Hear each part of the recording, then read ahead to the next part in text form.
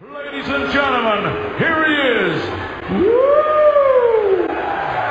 The sensation, Jason Gavon!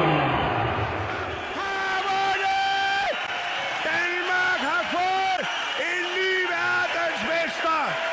Mikkel Kessler. He's the fucking champion of the world. Mikkel, man. Welcome everyone to the 136th edition of the Nuthouse podcast, brought to you by BoxingSalem.com. I'm your host Andy Patterson. From the day I've got Adam Smith, Kurt Ward, Alex Morris, Steve Wellens and Paul Webb.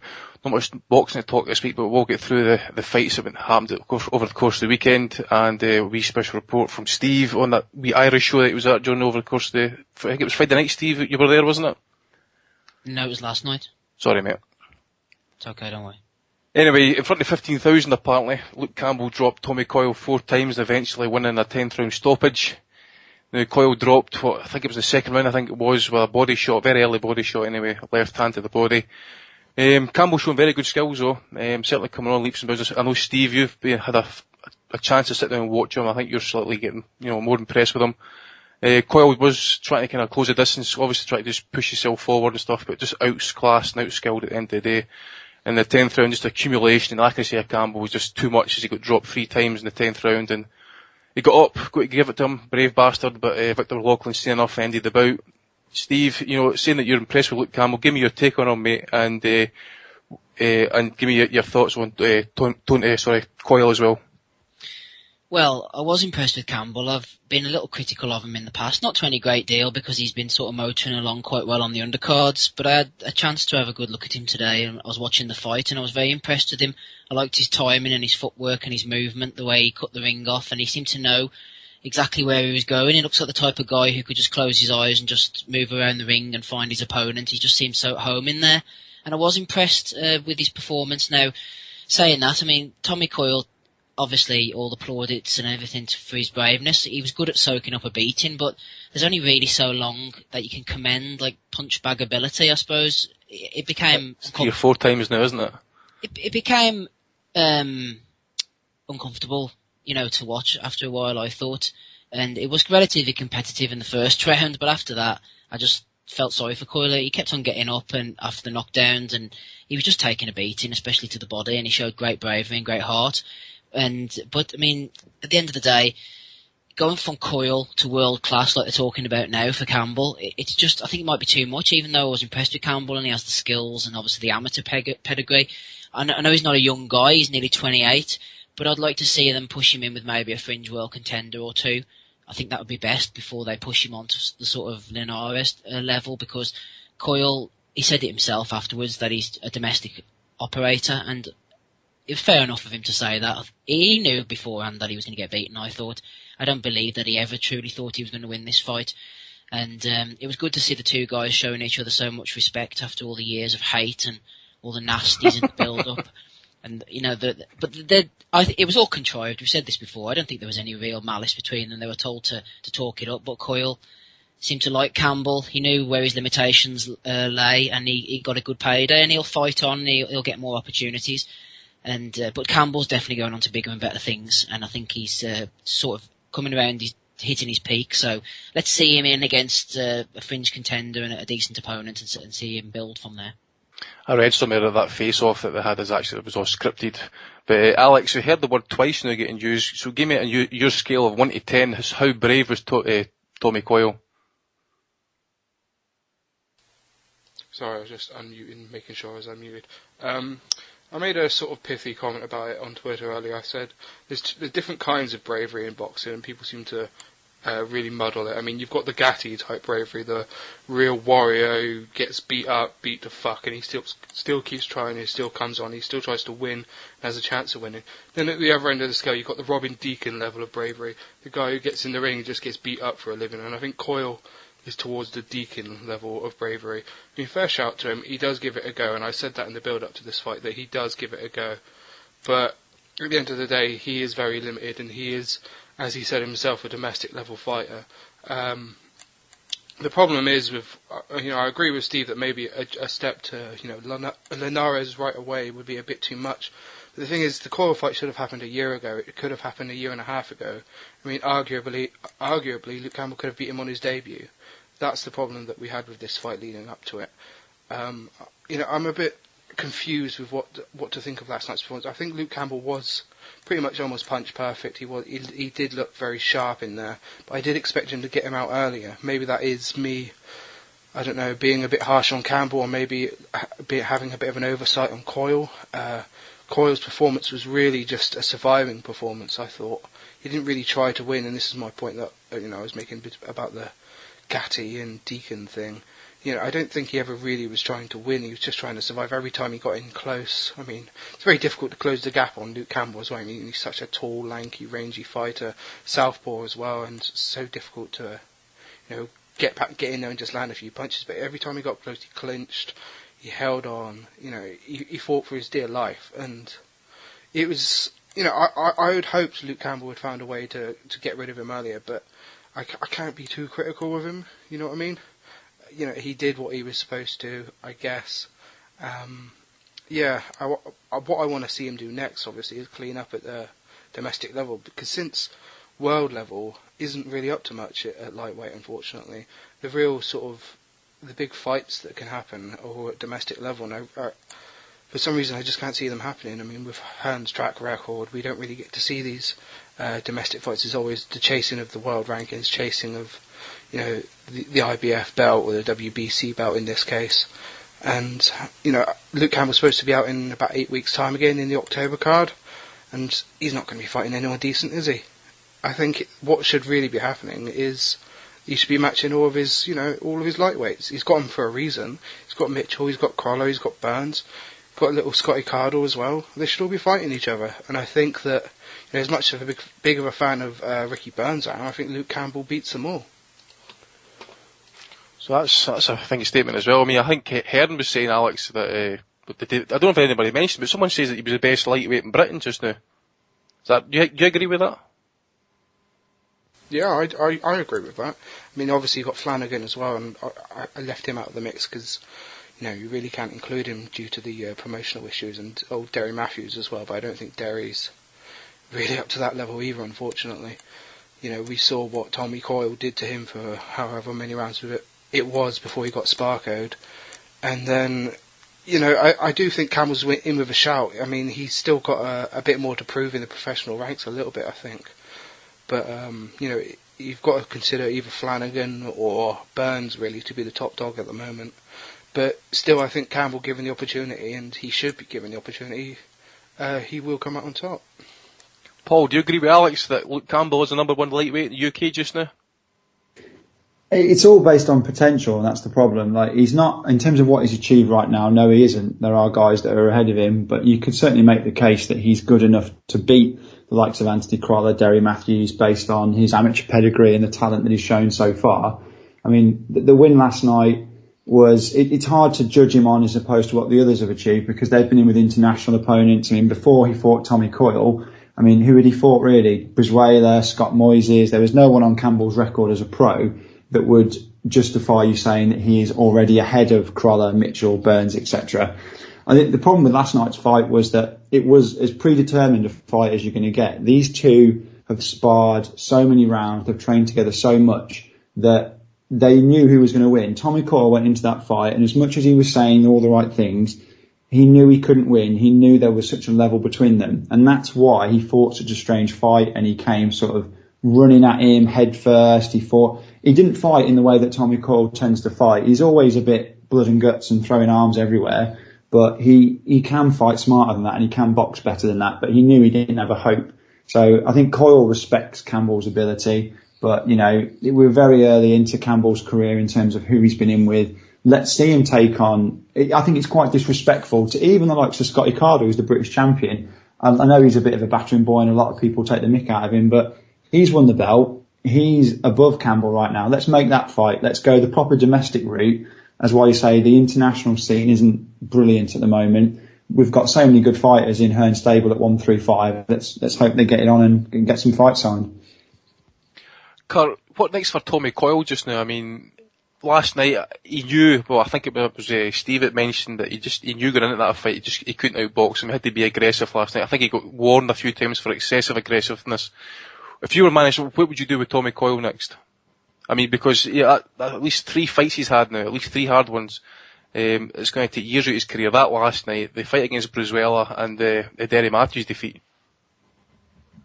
Well, I think the problem with him is he's a good fighter to watch because, he's very vulnerable, he's got a lot of flaws, and he can be in exciting fights. And I think the danger for him is you'd advise him to maybe, take a few softer fights or maybe have a rest, but maybe he just, wants the big fights or the names now that he can, make some good money off, and, he'll probably get a beating in all of them, but he'll, boost his coffers a bit. I mean, on the fight yesterday, I'm not going to be, I think people have been harsh on Cole, to be fair. I mean, yeah, he was a punch bag, he was this and that, but the fact is, that's what everyone expected. The only difference is, when he went down in the second round, most people probably felt that was it was over. I thought Campbell could have got rid of him in 3 rounds before the fight, and I felt it during the fight, but he didn't do it. We can all make excuses why, but the fact is he wanted to fight, he wanted to get the rounds in. The fact is he didn't do it. And when he went on the front foot, I thought he looked, at his most dangerous, and he could have, really laid into Coyle and made the ref, force a stoppage, but he didn't do it for whatever reason. And, I think Coyle showed that, we moan about fighters who, they quit or they don't want anymore. And Coyle took his beating like a man. He went out on his shield like, we want everyone to do. And, the difference in ability, the difference in talent, we all knew it was there. And Coyle went in there and he gave absolutely everything. Did he think he'd win? No. But, there was always a chance, we all know a punch can change it. And I think he went in there desperately trying just to land that one big punch to try and change things. And, I think, at the end, the way he said he was just a domestic fighter, I think he gained a lot of respect from fans because we all knew that was, his level, but he gave absolutely everything. And I think, we don't see that enough, and some fighters just are very easy to bail out and they get a cut and they want out. But, he desperately wanted to win that, and he sadly for him, he just wasn't on the same level as, Campbell. But for me, Campbell needs to be put in with better guys now. I mean, there's no point talking about world title shots when you haven't even proved you're the best in your own stable. I mean, Eddie Hearn's got all these different lightweights. Well, let's make the fights. He doesn't mention Ricky Burns at all. I don't know why. He seems to be shocking, by the way. Shocking. Yeah, he seems to put Kevin Mitchell and Anthony Crolla on a much higher level. I mean, obviously Crolla's got this world title fight coming up again, the rematch.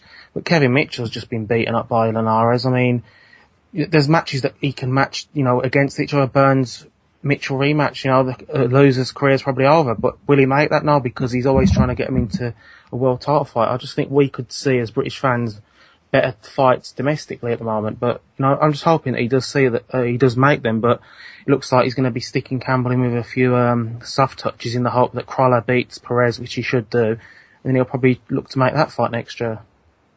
Adam, I don't know if the hype's just slightly going a wee bit off the scale, actually. I mean, I seen a wee bit on Twitter last night, especially this morning. I was talking to Thomas Stalker. Obviously, I mean, being ex-teammates and stuff with the Great Britain squad, he seems to think that Campbell's got the beating of Jorge Linares. Well, I mean, it's early. It's very early to be saying that when the best win on his record is Tommy Coyle. But last night, I'm still undecided over how to evaluate Coyle's performance. It was one of the crudest I've ever seen for a main event. I think especially in the first 4-5 rounds, he offered very little in terms of output and actual skill and method to what he was trying to do. And as Kurt said, we've seen him put it all on the line before. That Bruzuela fight's the best I've ever seen live. But did he do everything in his power to win last night? I'm not sure he did. He just wasn't throwing enough. I know Campbell, nullified him, but Coyle, what did he really bring to the table except for a battering ram, come forward with his head, get warned by the ref multiple times, and get put down multiple times. Especially in the early parts of the fight, I was disappointed. He obviously did well to survive as long as he did. I think the shot that first put him down was, it was just on the button.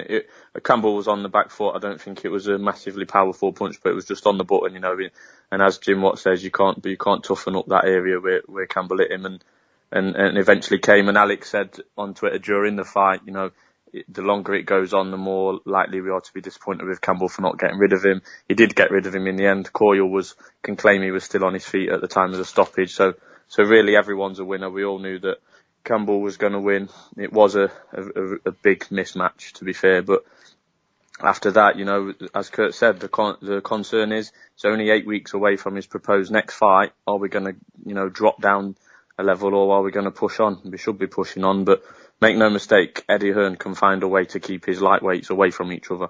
The Mitchell fight, to me, makes all sorts of sense. Mitchell is just, he's got claims of, putting the WBC champion a good fight last time. Campbell's obviously just won a WBC eliminator. There's the natural route, winner fights Linares, blah blah blah. But I can't see it happening. And he by hook or by crook, he'll find a way to keep them all apart and in apparent, positions for world titles. We've heard it all before. But Campbell, it was a good test for Campbell. He came through it with flying colours, and he could really go on to be a fantastic British fighter. We can see him moving up weights in the future. His upper physique is, he towered over Coyle last night, and he'll tower over most lightweights. So, exciting times ahead for Luke Campbell. I just wonder if, just before we do move on to the undercard and stuff, I did notice that Emiliano Marcella from Italy actually won the WBC silver title last night against Gamil Diaz, the guy that the technical decision against, it was Anthony Crawler. I just wonder at some point, obviously Campbell's going to get an easy tune-up fight in his next fight, but potentially maybe even get I wouldn't be surprised, to see maybe Hearn get the Italian over for Campbell sometime, maybe early next year. Yeah, I think that makes sense. And as, there's already been some good points made tonight. As, Alex said, because the fights aren't happening, this fight should have happened a year ago, could have easily happened a year ago. Now it hasn't, and both have been fighting, bang average in between. It's the preparation, to move on when they do dress it up as a world title eliminator is, maybe they need to slow down again, and it's disappointing. The same is going to happen with Fielding and Smith. You can see Simrapi in there, so he's got a bit of a conundrum and he needs to manage it. Another fighter actually as well who was also getting involved in the tweets last night was one Richard Comey from Ghana. I think he's out injured just now actually, so he's ranked top 10 with WBC as well, but I can't see, he's a decent enough fighter anyway. Anybody can remember? Well, there's one question there. Has he fought in the prison canteen? I think he has. Good. He has, yeah. Yeah, he has experienced the canteen. I was trying to explain that to my dad last night, and he genuinely thought I was winding him up. Well, we've obviously got a prison canteen graduate who we'll be discussing, who actually even let down the canteen, actually, in all honesty. But we'll start in ascending order on the Sky card as via TV. Martin J. Ward had a 10-round decision victory over Sergio Blanco. Played very fleeting interest there, guys. But Paul, I think you wanted some word on this. Yeah, Martin Ward, he's had a couple of fights now, which he gets put on the telecast first. He's opening up the show. There wasn't a huge amount of people in the venue watching him, and the fight was just really, really flat. I don't know whether it's just people are expecting a bit too much of him because obviously he's part of that Sims gym and he's always going to get featured on shows because obviously Sims fighters always get decent push from Hearn. But the two fights with Maxie Hughes weren't particularly brilliant to watch. There's been others where he's been on, I think when he fought that Avatisian, I can never pronounce his name, which wasn't very TV friendly. And this fight was, again, it was kind of a labouring, slow, meandering sort of 10 rounds. And I think that the biggest issue with it was the commentary. I don't know if we're going to get onto this later because obviously we often moan about the commentary on Sky. I didn't actually think Nick and Jim did a bad job on the main event or a lot of the undercard, but in this fight, they spent the first 3 rounds talking about how Martin Ward was some sort of murderous puncher and how he should be getting this guy out of there. And then when it was quite clear that wasn't going to happen and Ward was fighting in first gear and he just didn't look like he was ever going to stop the guy, that suddenly Blanco was like a reenactment of, Larry Holmes and Gatti, and it was this sort of wonder chin that nobody could have possibly expected Martin Ward to stop. It was just the hypocrisy in the fight. And the problem is a lot of these we want more fights on TV, and the more fights Sky put on, the better. But certain fights just do not work as television fights. And this was one of them. And the Burns fight was similar if it wasn't for the joke ending. These sort of keep busy or prospect learning fights against durable opponents from overseas, they never make for good viewing. And if they do, it's only because the fight gets stopped in the first minute because of some sort of silly knockout. when they labour past 8-10 rounds, like Martin Murray's been involved in previously, and Macklin, they just turn viewers off. I sat there watching it, and it seemed like it lasted about 2 hours. Certainly sounded like it when I had it on in the background anyway, but I dare say that's probably, the least said about that fight the better, but we'll just move on. Sorry, mate, on you go. Can I just say something very quickly about Ward? I don't know what the deal is with this guy, but whenever Hearn was still promoting over in Belfast, whenever Frampton was still in the stable, I think it was after the first Kiko Martinez fight, they put this guy on after the main event. He was in against the Latvian, and this is the first time I'd seen of him. I hadn't even heard of him before, this Martin J. Ward. And for the first 2 rounds, I was completely blown away. You wouldn't even believe it. He looked $1 million. He was throwing punches from every angle. He looked fast. He looked skillful. I honestly thought that this was going to be the next big thing in UK boxing. I'm not even exaggerating. I was really impressed with him. And then for the next 2 rounds, he took his foot off the gas and he started to blow up a bit. And the Latvian started coming on the last round, and he actually was holding on a little bit. And since then, I've never seen him impress ever since then. Like Paul was saying, he's looked like nothing. So that was his second fight, maybe. I just don't know what maybe. But what I'm saying is the skills are there. They were there for those first 2 rounds, but they've never been there since. So there is something there with him, whether it's mental or I know he had the problems outside of the ring, but there's definitely something going on funny. He seems slow, though. That's the thing. His punches seem to get sent by airmail. I don't know, unless the guy just worked him out or something, but he really did look good, but he's never looked good since. He's shy. I think he's shy, and I think that the only reason he's getting any attention is because he's with the Sims, and he's shy. That being that, I'll tell you what else was also someone was calling shite or saying that he smelled something funny last night. Adam Smith was on Twitter. Dylan White at the time of the first round knockout against Costa Jr. Adam, take it away, mate. Tell me what your thoughts on this were. I know what your thoughts are, but tell the listeners. I've had enough. I've stuck up for Matchroom through thick and thin, and I'm telling you now, I've had enough. Last night, I wasn't even annoyed. I'm annoyed today, but last night, that was the funniest broadcast Sky Sports have ever shown, and it was by accident. It was comedy from the start of the evening up until the main event, and including some of the main event, thanks to Michael Buffer. It was comedy genius. I mean, that fella, Crave, it must have been windy. I know Hull is near the Humber River, etc. It must have been windy last night because White's opponent got blown over twice. It was shocking. It was absolutely shocking. I mean, I put up a little list last night, and I'm quite proud of it because I've had the most retweets and favourites I've ever had, so I'm as popular as ever at the minute, and it ain't going to last long. Read it out. What was it? Add him in. Right. Here's the list. White's opponent. Oh God! Don't tell me you're another person that creates lists like Rob Palmer. Fuck, that cunt's got more lists than Oscar Schindler, man. No. I'm not. Please don't put me in Rob Palmer in the same sentence. But on this occasion, I have made a list. White's opponent took a dive. The Burn stoppage was farcical, complete farcical. Rose Jones fighting it completely the wrong way. I didn't. That was a mess. What using the words Brian Jones multiple times. Main event being called a 50-50. Buffer calling it a final eliminator. Buffer calling them Olympic teammates after the fight.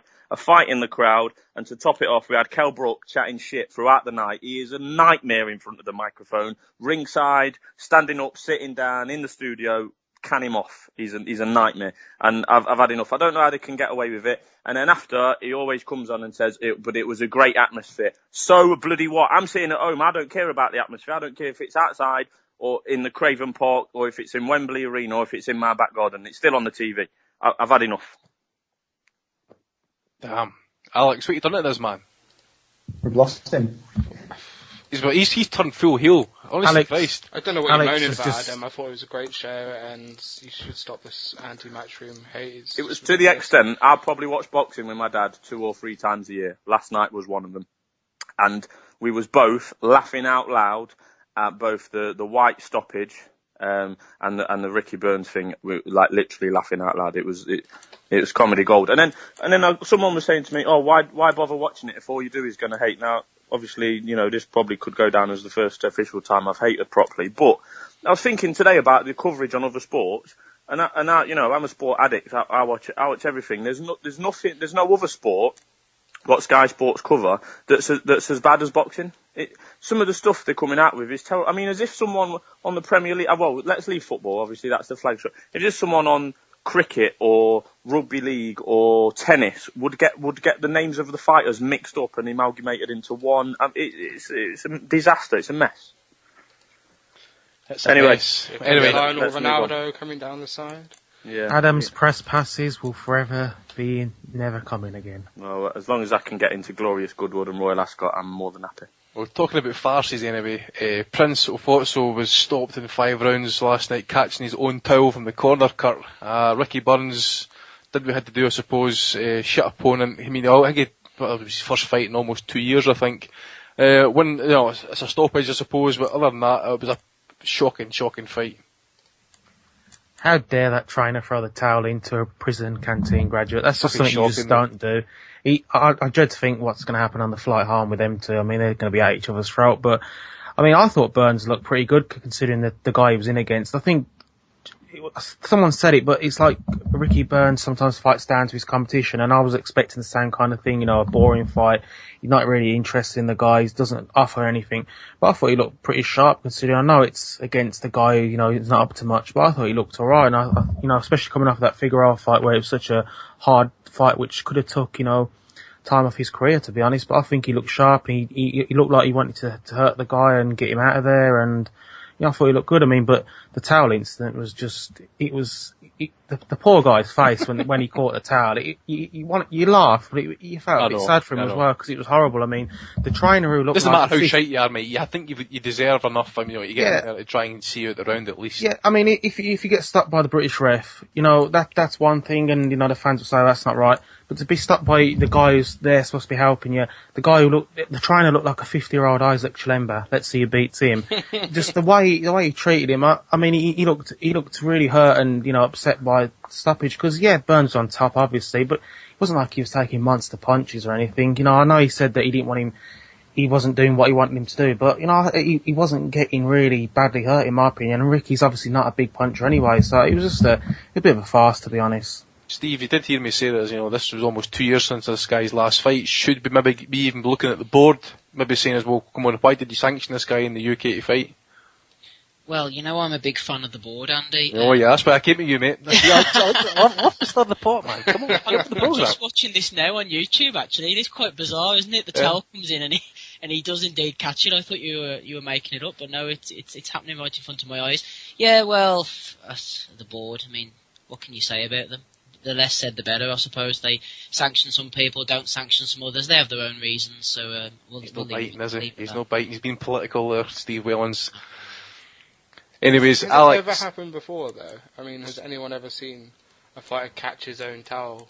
I mean, the best one was when the towel came in for Earl Katsidis and Mickey Van just dashed it back out. That's what that guy should have done yesterday. He should have just dashed it straight back out. Exactly. Quickly. If you're conscious enough and have the availability to catch your own fucking towel, it's disgraceful. He does look like a 50-year-old Isaac Chilemba. He really does. It's fucking funny. Anyway, talking of funny, Alex. Just talking about funny. I mean, he made a mess up in the first fight. I think he tried to make up for it in some sort of way. Ian John Lewis made that 119-111 for Brian Rose on a scorecard against Carson Jones, or was it Carson Rose against Brian Jones? I'm beginning to lose track. I ended up going to bed after 6 rounds. It's not because it was a poor fight. It's because I was just tired at the end of the day. Well, I just kicked off the fight, to be honest, after about 6 or 7 rounds. It was a bit boring. It seemed like it was only going the one way. I mean, Jones had his, I don't know what, Jones? I'm trying to think who I'm talking about now. Carson Jones. Holland, the American. Jim Water, Nick Holland. Yeah. The American, that should narrow it down. The American Carson Jones had his moments in the second round. I thought he was actually going to do it, because he just a couple of punches and old Brian Rose was on Queer Street again, just like in the first fight. But then he just seemed to let his foot off the gas. It seemed as if he wasn't bothered about finishing him. And then pretty much after that, he had a few good digs on the inside, but he was mostly content to let Brian Rose sweep away with a points win. Obviously, you mentioned Ian John Lewis there. Apparently, they fucking shook hands at the end of the fight, didn't they? Ian John Lewis and Brian Rose. Here you go, pal. I mean, what the fuck? What do you mean, shook hands? Touch gloves? Or... No, Brian Rose and Ian John Lewis, Brian Rose went up to him and shook his hand or something. Maybe he was apologising for some language he used in the first fight, yeah? Well, it's just when's that ever happened? Going up to a judge and like shaking his hand. Have a nice one judging that fight, mate. It's just disgraceful. I mean, the fight itself, it was dull, but Brian Rose, people were saying that he was roaring through the fight. The absolute cringe of that. I mean, can I talk about the weigh-in as well? The fact that he fucked that up and, posting pictures of him drinking tea and having a fucking flapjack before the weigh-in and then missing it by a pound. The man's a disgrace, and now we've got Halling and Watt saying that Rose is now proven himself to be back at the top levels again. When was he ever at the fucking top levels? I mean, yeah, he may have retired Demetrius Andrade, but fuck me, it's just... what weight was it meant to be at? Well, it was 158, and he made the weight afterwards. But he turned up weighing 159, came back later, he probably just like sweat off the fucking flapjack. 158. So yeah, but when did the news of the 158 be? Because I was out the loop last week. That's not been 158 from the day it was agreed. Yeah, it was. They kept that under wraps. Okay. It's a like a Kel Brook jobby that was. They got him. So it's just the £9 over the 147 that Jones is used to fighting at. I know he has been a lot higher, but let's call him a career welterweight. This is it. It's just Carson Jones seems happy to weigh in whatever his opponents tell him to weigh in because he's there for the payday, and you can't blame him half the time because it's either do as he's told or he doesn't get paid. And by the way, he throws the slowest right hand I've ever seen. Who, Brian Jones? Fucked you up there, eh? Brian Jones is undefeated. Started his debut against Carson Rose. Great win. I thought he looked sensational. Bring on the Gennady Golovkin now. Revenge for Abel. BO title fight next. The problem with Brian Rose is that he landed a lot of really clean shots last night, and if he had any power whatsoever, he'd have put Jones away.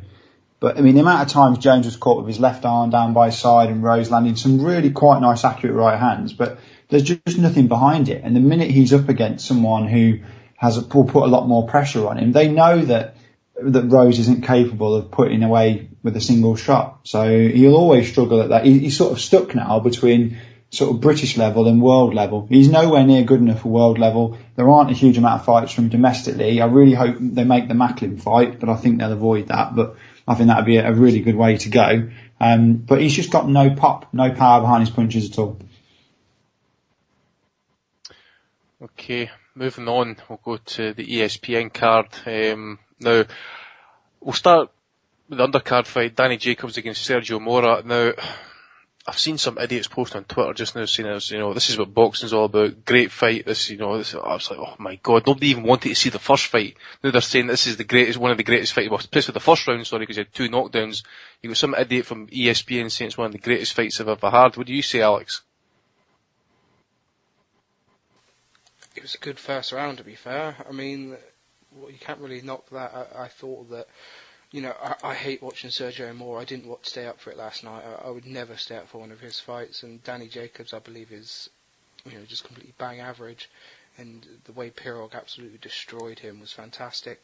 And then seeing him get, that left hand from Mora was an absolute fucking peach. And I didn't. It was a good shot. It was certainly good body movement getting yourself in there. Actually, well, I think it was on the defensive at the time, but it did show some kind of, fleeting foot movement getting in, and then it's weird angles and stuff. But it was just, I think he said he's got a broken ankle. I think it was, but certainly some people were saying it was a dive after that fight was solely a mistake because you just seen him straight away. Once he went over on it, it just you saw the pain in his face was instant. Oh yeah, he just bent him over, didn't he? I mean, he was clambering on top of him, old Danny Jacobs, wasn't he? He knocked him over and he sort of stood over him, and his whole body and his foot sort of twisted, and that's not fucking fake. I mean, he fucked his foot up.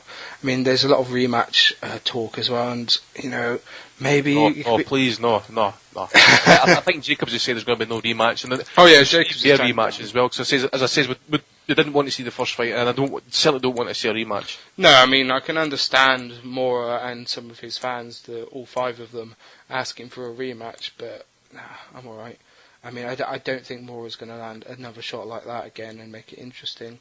And Danny Jacobs would rather go on ahead and fight, Quillen and possibly get knocked out there. So more the power to him. I think the Quillen fight is a decent fight because both of them, have got flaws. Both of them can punch hard. what I find funny now is all these people who are anti-Golovkin. I mean, why you'd be anti-Golovkin is a mystery to me, but these guys who so-called fans who are against Golovkin, maybe they're Floyd fans and they're just insecure for some unknown reason, but now they're hyping up Danny Jacobs, China Chin. The guy get knocked down by Sergio Amore. It's like getting knocked down and hurt by Paulie Malignaggi. I mean, And the guy he can't the rest punch. against Pirog as well. Exactly. I mean, listen, him against Quillen is a decent fight because they're on the same kind of level. But Quillen, let's be honest, Quillen will probably ice him as well because Quillen can take a bit more and Jacobs just can't take a shot. But these anti-Golovkin fans, they're only bigging up Danny Jacobs now. And it's the same with Peter Quillen because they know they're never going to ever share a ring with Golovkin because they're under Ayman's spell and they're protected by him. They'll shit on someone like David Lemieux.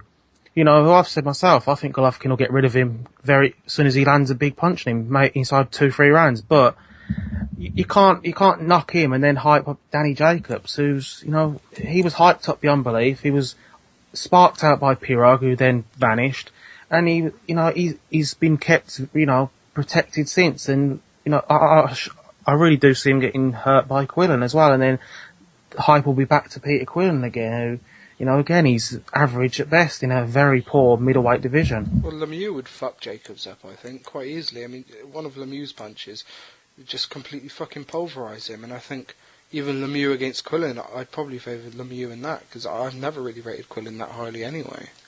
So the fact that they're taking the piss out of him for fighting, Golovkin for fighting Lemieux, and trying to big up these fucking Quillen and Jacobs fights is just outrageous to me. I think you make a good point there about Lemieux. I mean, for all his limitations, etc., I still think Lemieux would smash him up. I mean, they want to be cruel about matters and stuff like that. I mean, I think Jacobs is getting the big push because he has a miracle. He has beat cancer and stuff as well. But I still say, I mean, I always go back to that Pirog knockout, Paul. You know, is that chin, as Kurt's quite likely points out, is China, and against any top upper echelon middleweight, which there isn't many of them, he would get found out, and I do believe Quillen would knock him out, and Golovkin would just vaporise him. Yeah, he's got the worst combination of he's not very good with punch resistance, and he does leave himself open an awful lot. And you get fighters who can't take a punch, but they learn how to defend and work out how to avoid taking such clean shots. I mean, he can't, and he will be cannon fodder for somebody at an elite level. But like you say, the story's good, the TV networks like that, so he will get decent sized fights. But people talking about trying to throw him with like some Golovkin and stuff are just being, they obviously like seeing one-sided knockouts.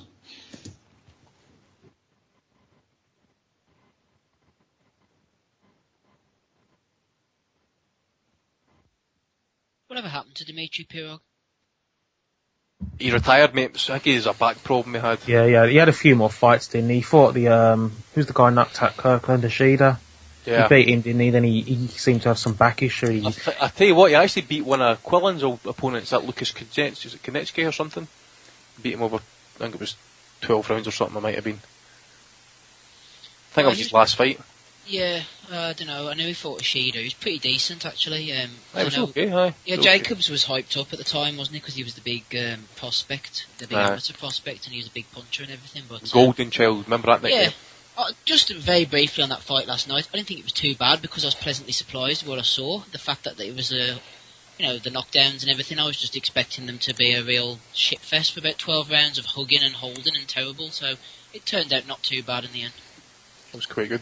Now, we're getting our first caller on just now, Mark, which is quite handy because he's wanting to discuss Danny Garcia against Paulie Malignaggi, which is good for me because, in all honesty, I lost interest in this fight after about 4 rounds and I ended up just skipping forward to the stoppage. Now, I think we've got Mark on the call. Mark, you there, mate?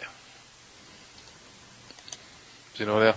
Who's seen the fight, guys? You want someone want to start it off? I mean, as I say, I did skip through it, and it did seem to us that Paulie was just, taking punches all night long. Had his day, chin's definitely cracked, but some people still not convinced with Danny Garcia. I think, Mark, you on the line, mate?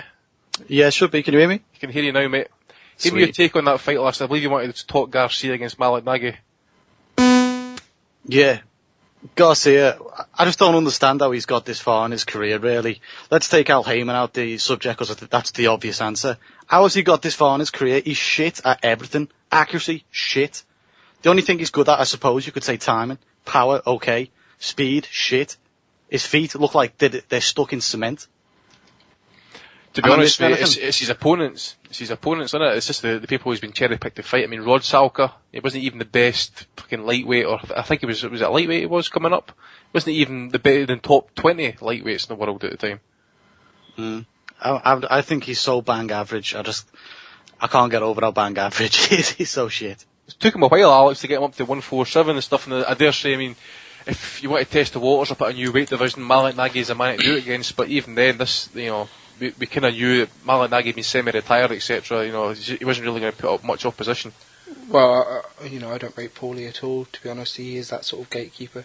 What do you think of, Garcia beating Matisse then? Do you rate that as a good win for him?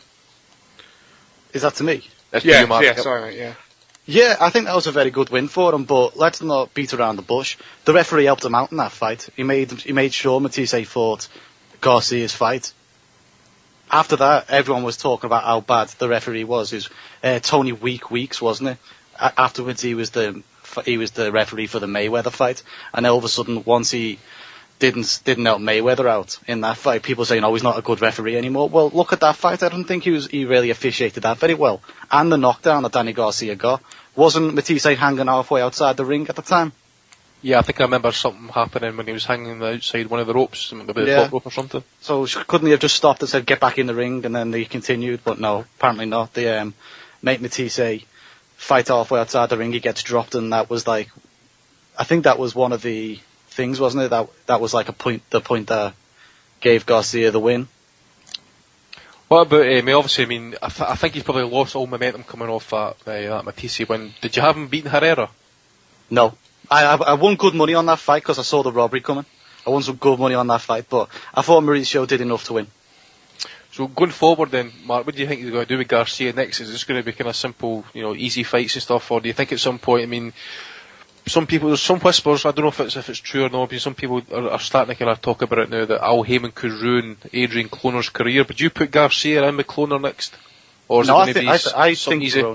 I think Broner would beat him. You think? What with? Right. Well, first of all, Broner, I don't rate Broner, but what I look at is Danny Garcia's accuracy is terrible. His feet are so slow. Broner, even though he's not that good, I think he could beat him. Other than that, who else would I put in the ring with him? What weight though? Or what weight do you think Broner would beat him? Because Broner's fighting at 140 these days. Well, he fought his last fight at 147, didn't he? So it would have to be at like a catch weight. That's all Broner would go for. Mm.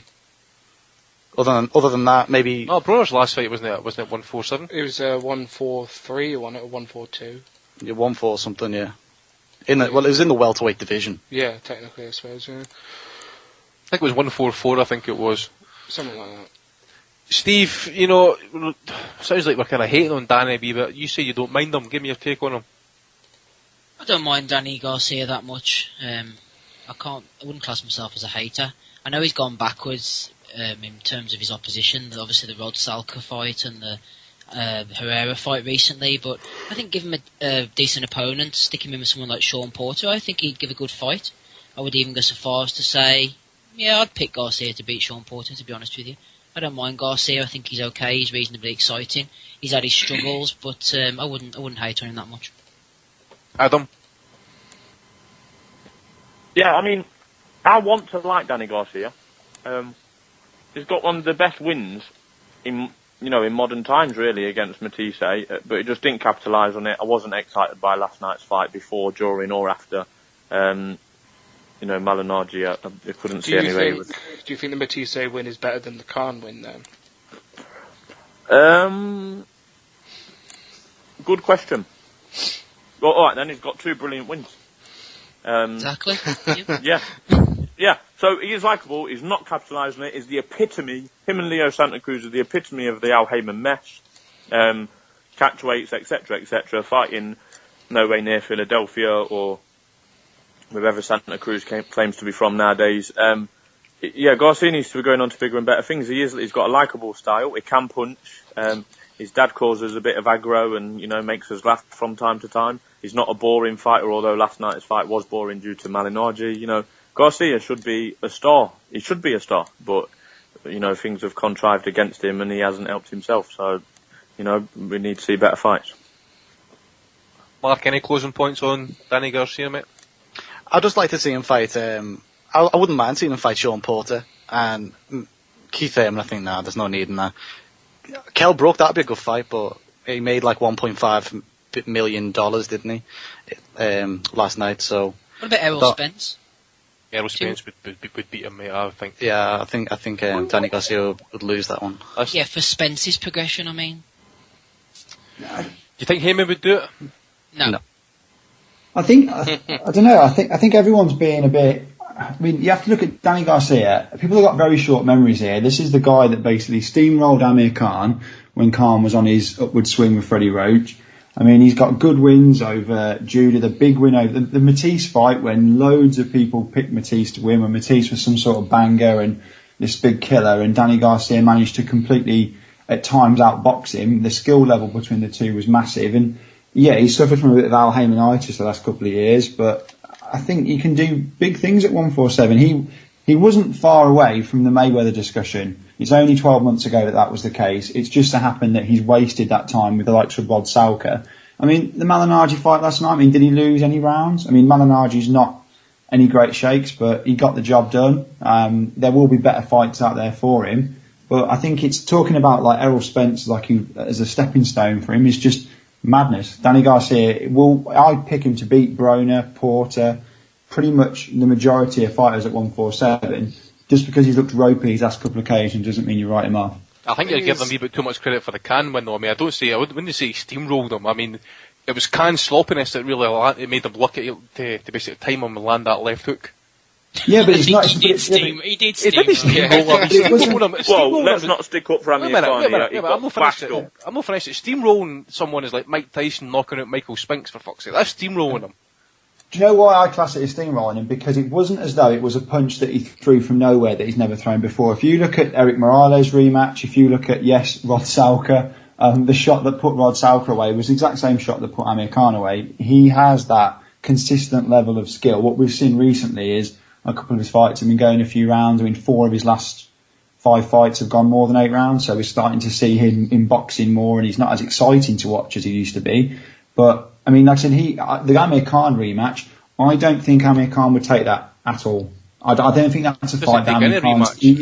Well, he doesn't, but I don't think that's a fight he'd even consider taking because, like I say, he has tasted the power of Garcia. Will Garcia's power carry much against bigger welterweights like Porter? I don't know in terms of the size, the frame of the guys, but he's definitely one of the top guys at that weight, and he was the top guy at 140.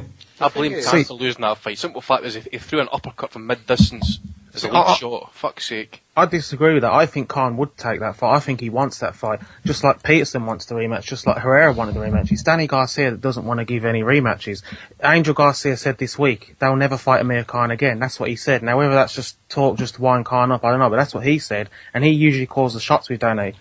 I don't rate this guy. I think, they're 2 good wins there, but I think he's gone downhill, and I think Herrera beat him, I think Peterson beat him, I think Furman will beat him, I think Khan would beat him in a rematch, I think Sean Porter would beat him, I think Cal Brook would beat him. I think this guy will be beaten in his next fight as long as he's not protected by Al. I think they've done remarkably well to get as far as he has done. I think Mark said, how's he done as well as he has? I think they've done incredibly well to get him, what is he now, 31-0 if you count that.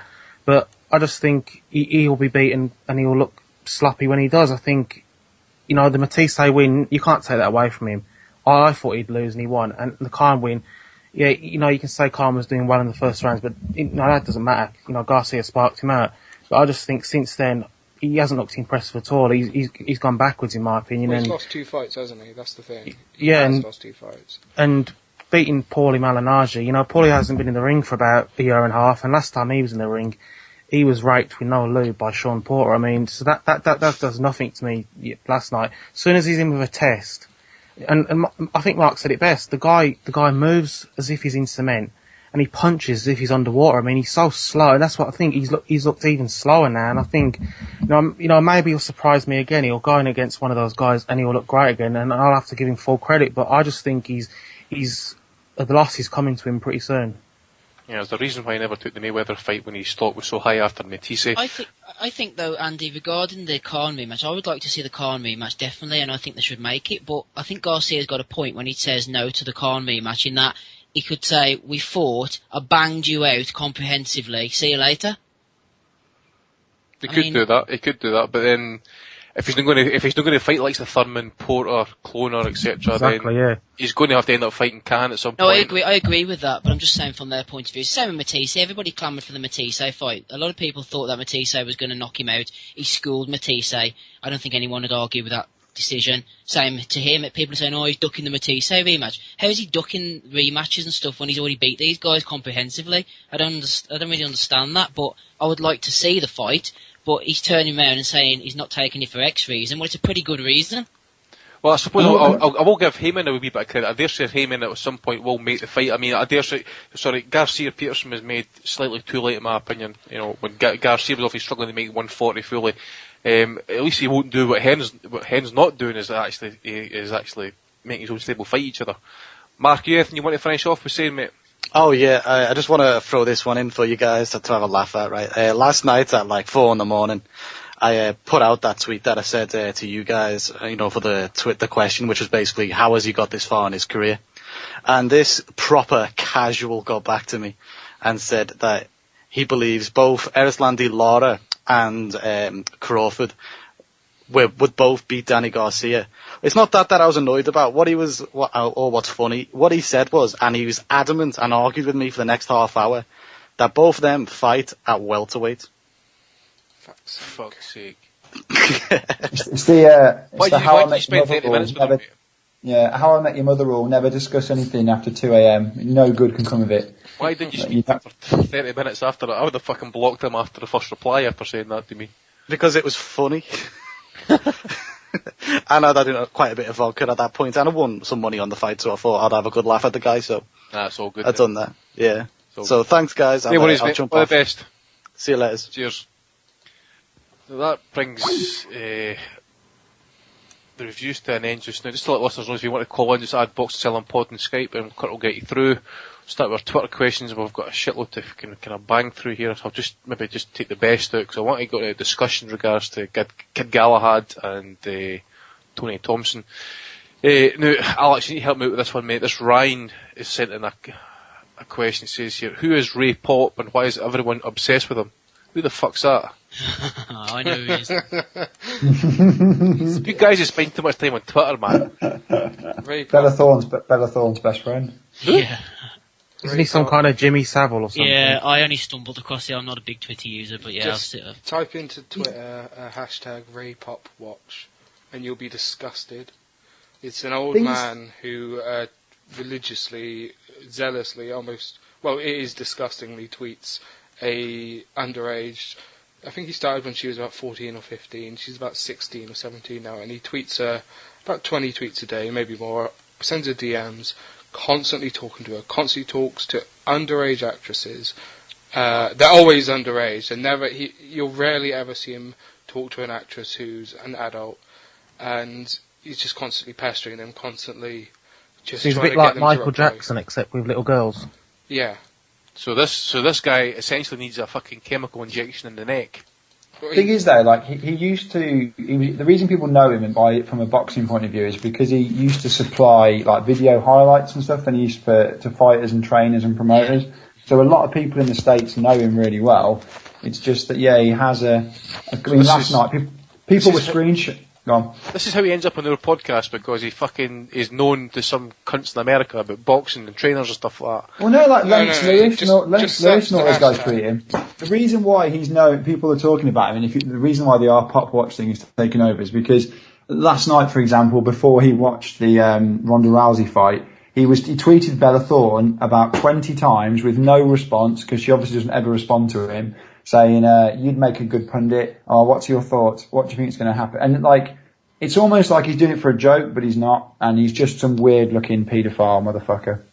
That's pretty much Ray Pop. It's the fact that it's always underage girls as well. I mean, he's been doing it to 10-year-olds, 11-year-olds. It's just shameless. So clearly we've got a pederast running about on Twitter and stuff, so I think it's upon everyone to kind of locate him and just swiftly depart his balls. At our pop box, send him some shit. Yeah. With some fucking cyanide in it or something like that. Anyways, first question, I think this is from Rocco actually. Box Asylum offers a chance to review, preview, hate, gloat, boast. Twitter offers a chance to joke, piss take, etc. Which fight would you have most liked these forms to be available for? For example, Khan versus Prescott to piss take and tease Donny. Hatton versus Floyd for the buzz surrounding it. Barella versus Morales, you were convinced the loser won. Or a fight where you knew the favourite was going to lose. That's a good question, that actually, and I didn't really want to give it to one person. I think we could maybe even open that one up.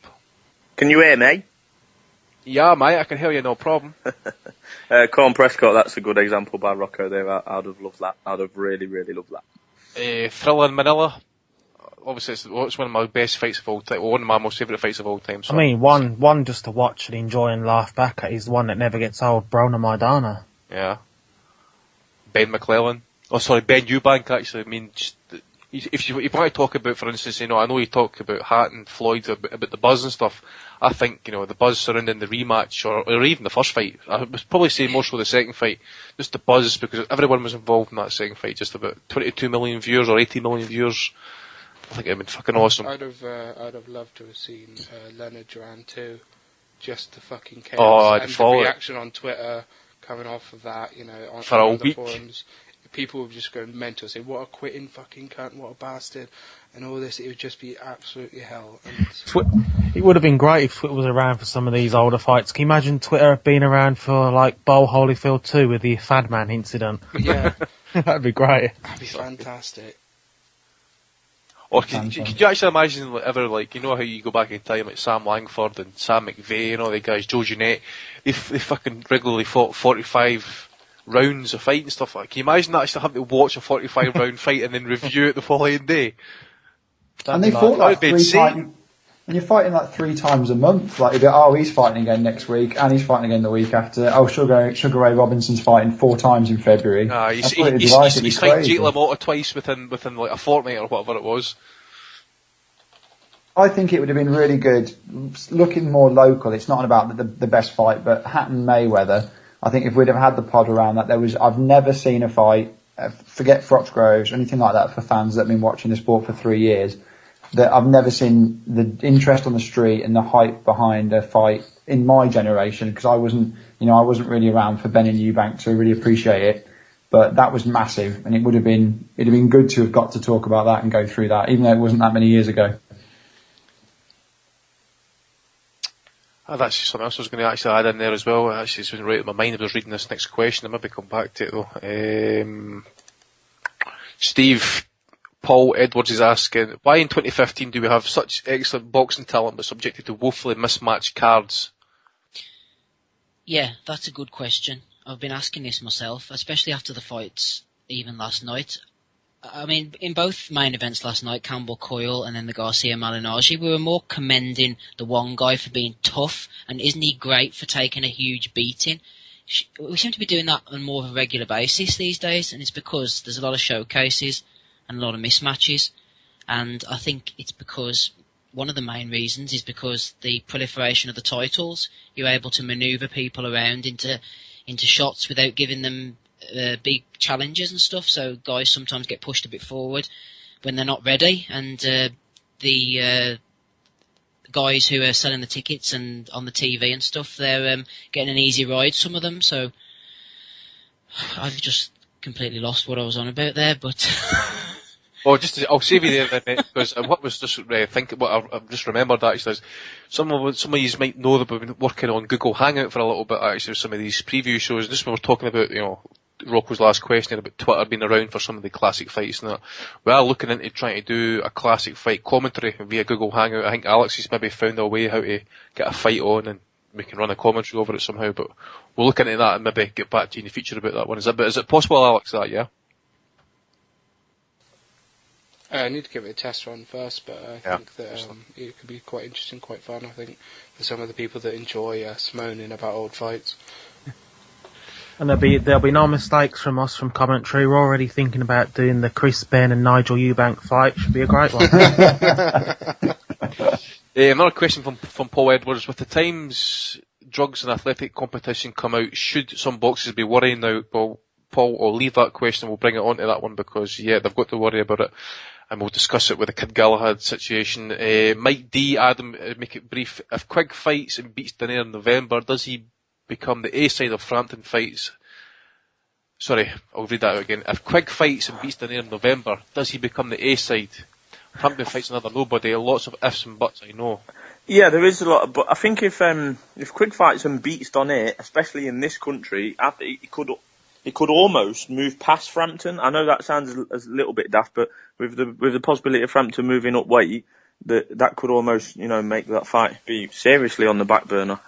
Short answer, yes. No. Okay. I still think that, it's Eddie's old argument, isn't it? It's who's the biggest ticket seller, who's the biggest ratings grabber, and I still think Frampton would be him.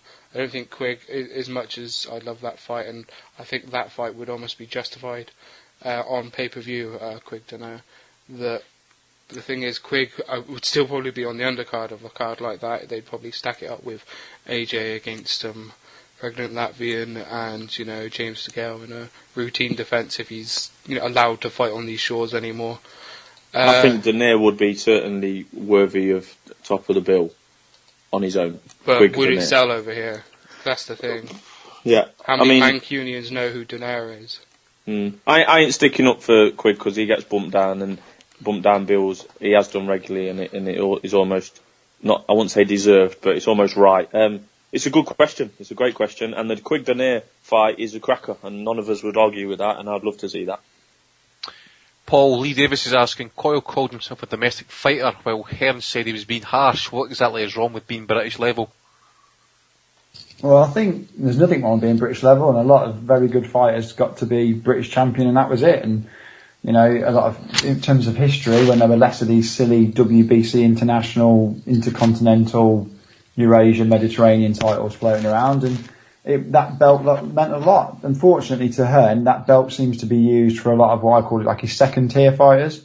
The guys that sort of like what he calls trade fights. British title fights aren't trade fights. They're proper fights, but he seems to categorise them that way. And there's nothing wrong with being domestic level. Tommy Coyle, though, is he good enough to win a British title? No, I don't think so. But he wasn't being harsh on himself. He was being realistic, and it was a breath of fresh air because so many fighters just take losses so badly and stick their hands up in the air thinking they've won, and Tommy Coyle knew his level, he knows what he is, but like I said, the reason people like to watch him is because it's exciting and he gives it a go, and there's nothing wrong with that. That's a good point from Paul, Andy. Just very briefly, there seems to be a theme running around boxing now that if you don't reach world level or world class, your career somehow being a failure. But Paul makes a good point. British level, European level, still, held in high regard for me. Yeah, me too, mate. I mean, I dare say Burns could, as I said, I've said it before, Burns wants to have 100 fights. I think Burns would have no problem moving down to that level at some point. I mean, I do think he still wants to get the big fights, maybe get another world title fight, but I think he would like to go back down and try and win the British title outright. I think it's something that still eludes him, maybe even a European title. As you say, I mean, you can still get good paydays at European level. Can't knock it. Dykes asking the question, if Tommy Coyle's heart is as big as was claimed last night, would it have been taken in for medical research? Oh well. Fucking yes. True, we dig it, Nick Hall on there. Jack is asking, Kurt, who would you like to see Dillian White fight next in preparation for AJ? Well, who you'd like to see is, obviously a step up, but are they going to risk it now with the Joshua fight practically done for December the 12th, I believe? I mean, I just can't see him, it'll be another guy who's maybe someone who's durable and can go a few rounds. I mean, I know that guy they had yesterday went, I think it was 6 rounds with David Price. So maybe they was expecting a few rounds off him, but someone durable, I'd hope, but they're not going to go for anyone big in name or any too dangerous because that Joshua fight's right there, and, Hearn doesn't want that messed up. My question is, why does Dillian White need 2 warm-up, keep busy, get fit fights to face Anthony Joshua for a British title? Got to sell it to the audience as opposed to tune in, It's nothing to do with his fitness, it's just because they're, like Eddie Hearn said, they're going to make this fight massive, and they can't do it. To be honest, like they had George Groves on against 2 fucking duffs before the Froch fight. To be honest, I don't think it's a bad thing, and actually, I mean, especially if he's got a new trainer, Kurt, I did want you to ask this question about Dillian White tie up with Jonathan Banks. Good or bad move? Yeah, well, in terms of the fights, I'm glad that they're doing it. I mean, White fought in February, wasn't it? To put him in straight in with Joshua, I just think, you know, he'd always had that excuse there that he was a bit rusty, he didn't have time to prepare for it, and I'm glad he's getting these couple of fights in, and I think he had a bit of hand trouble and he didn't want to go in with someone like Joshua, you know, with that, and obviously the guys he's facing, you know, he can risk that, but yeah, Jonathan Banks, he's been with Manuel Stewart for years, he's been in the Klitschko camp for over 10 years now, so yeah, I mean, why not? And obviously they saw Anthony Joshua when he came over and sparred Vlad, so there's obviously things that Jonathan Banks will have seen, and he believes that Dillian can expose. And I know that before they even hooked up, I saw an interview with Jonathan Banks last year when he was talking about Dillian White, and he said he was still pretty raw, but he saw a lot of things that he liked about him, and you know, he could definitely improve a lot over the coming years. So, you know, I think it's a good move for him, and I'm just wondering, will this fight definitely happen in December, or will they push it back for Hearn to try and make it even bigger and, you know, really get the grudge angle going? It'll definitely be December, 100% be the O2 Arena in December. Because he knows it's a big fight, but I think it may well even be Joshua's first foray onto pay-per-view. I think that's very likely. If the shows they've got around October, they're going to try and put that route, but they will make it. They won't take much to make this very big. They've managed to make Campbell versus Coyle, and as much as, you know, really hardcore fans who sit up and watch, you know, shows from Japan might disagree, but that event was massive last night. It was huge. It was all over Twitter, trending everywhere. Loads of people were watching it. And with Joshua, they've already got a massive fan base. He's already selling out thousands of tickets. They'll make this fight this year, and it will be very big. Paul, I think you need to go back on the loads, mate. Your set's starting to go a wee bit funny, mate. Alex, Darren Parsons asking, Burns, does he get back to world level, or is he domestic level fighter now? Looked good last night, but in my opinion, not world level. Well, he beat Figueroa for me, and you know, if you want to consider Figueroa fringe world level, maybe world level. I mean, it was at 140 and Figueroa was unproven at that weight, but I still think he's got a lot in the tank, and I think that Burns fights to his level. I think that, you know, the Dejan Zlatkanin fight, that was an interesting fight for him. Obviously, Zlatkanin has gone on to gone on and, you know, looked actually quite good since then. It wasn't some sort of bad loss for Ricky. Well, it was a bad loss, but it wasn't as if like he lost to a no mark. You know, Zlatkanin's gone on and actually proved himself to be half decent. I think Burns, he still could beat quite a lot of the guys, you know, in domestically certainly. And I said earlier that world level was a bit thin, so he could certainly win another world title, I think, at this weight. You know, if he picks and chooses, and as is Hearn is likely to do. But yeah, it just depends, shall I say, what Hearn wants to do with him, and it seems that Hearn wants to do fuck all with him, unfortunately.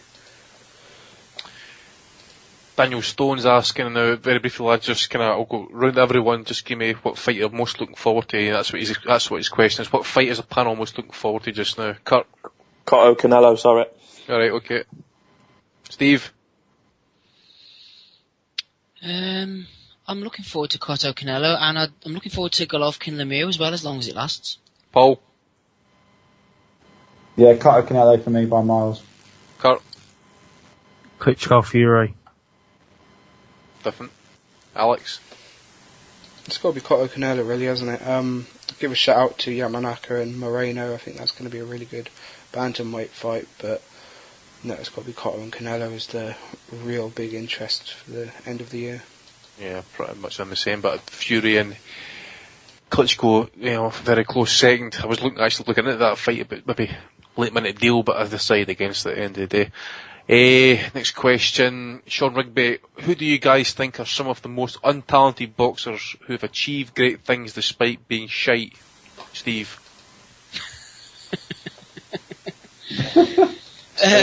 On the spot now, eh? Christ's sake. Friggin' hell. Untalented boxers who've achieved great things. Spinks. Figueroa. He's not achieved great things, I suppose, but he has achieved a world title belt. Henry Akinwande. How could you achieve great things by being shite? I mean, achieve average or mediocre things, the ones that you mentioned. But I mean, it's a tough one to think off the top of your head as being shite. But how about someone who started and had a really bad record? Someone like Johnny Nelson, for instance, who, you know, had a terrible record, but he ended up, you know, making quite a. I mean, number of defense. I know the WBO title, but he still ended up to go on to what he achieved was pretty incredible from where he started. Same with someone like Carl Thompson, who was, I think, at one stage about 14-4 in his career, and he obviously went on to, I think, European champion, obviously cruiserweight champion as well. So obviously not shite, but the records were pretty poor. I think Baldomir as well, Carlos Baldomir, for the amount of ability he had. I mean, he wasn't technically very good at anything, and yet he achieved massive amounts and went on to fight Mayweather. Adam Downs asking Adam, so I'll go to you. Lads, can you discuss Derry Matthews tonight? Lots of love for him out there. Personally, I think he's bang average. What do you think, Adam? Derry Matthews is someone for me that's flirted with retirement. Not necessarily the last year or so, because he's been back on track, but he's flirted with retirement far too much for my liking. But when the pressure is really on and it looks like his career's going out the window, he does get a win in there. He's been on the road, he's fought as an away fighter, he's fought as the B fighter, and he's plodding along with Warren now. And I'm not 100% sure what the news is, but it looks like he might either fight Crawler Perez winner or certainly Flanagan, by maybe March next year. He'll certainly get a world title, and it'll be, he's got quite a few losses on his record, and it'll be some achievement just to get in for a world title. He's already won, if there is such a thing, a genuine interim title. So yeah, good luck to him. He's had a strange career, Derry Matthews, hasn't he? I mean, it seems an absolute age ago now that he was fighting for that WBU thing as a skeletal featherweight on ITV. Yeah. And he had a few good wins, and then it was a fight against Martin Lindsay. He was outboxing Lindsay for the first 9 or so rounds, and then Martin Lindsay knocked him out, and it was just downhill from there. I think he ended up getting knocked out by Harry Ramagodi and all these other guys, and then he retired, and he's come back at light welterweight, and it's just been such a strange career, but he's done really well for himself, I suppose. But he was boiling himself down too much early on. I mean, for someone that got knocked out in the prize fighter semi-final, I mean, he's done massive, and we knocked out the tournament, not knocked out. But I mean, he's just, like I said, he's one of those fighters, a bit like Tommy Coyle, but he does have more ability, where he's just blood and guts, and his fights aren't boring to watch. And the Flanagan fight is the one that will happen next. That's the one that they are pretty much done and signed and sealed with. And I think Flanagan, they've already fought once. Flanagan beat him in prize fight, and Flanagan will probably beat him again. But I think considering 4 or 5 years ago he could have retired, he's done a huge amount in that time. He's got a legit win over Anthony Crolla. I mean, a lot of people thought he won the rematch. He's done a massive amount. Right, let's rattle through the rest of these. Michael Garrity, thoughts on Matchroom Super 6, get Derry Matthews back, Campbell, Burns, Mitchell, Crawler, Cardle. Not going to happen, Michael. You know as much as anybody else, surely, that Eddie Hearn doesn't match most of his fighters against each other. Certainly not going to be his entire stable at lightweight. Not a chance. Never going to happen. Alex War, Malinagi, Latoon fan, I think this is Crom Scott's asking this question. Do you think Box Nation is going to stop in a while because everyone seems to leave fish eyes for that Towie-loving gimp? It's certainly not looking good for Frank, is it? I mean, he's not really putting on anything domestically wise. He's got the old Billy Joe Saunders Andy Lee fight, which is a bit of a boon for him, but even internationally, Sky seems to be picking up a little bit more. The PBC on ESPN are heading over to BT, but I don't think BT are that interested aside from that, because I think they get that for free anyway, don't they? Because it's the ESPN connection. Yeah. And Box Nation, it's difficult to see what they do because they haven't got the stable to really put on these great domestic fights that will bring in the subscriber base that they need to keep going, and the international stuff just doesn't bring in the subscribers anyway, unfortunately.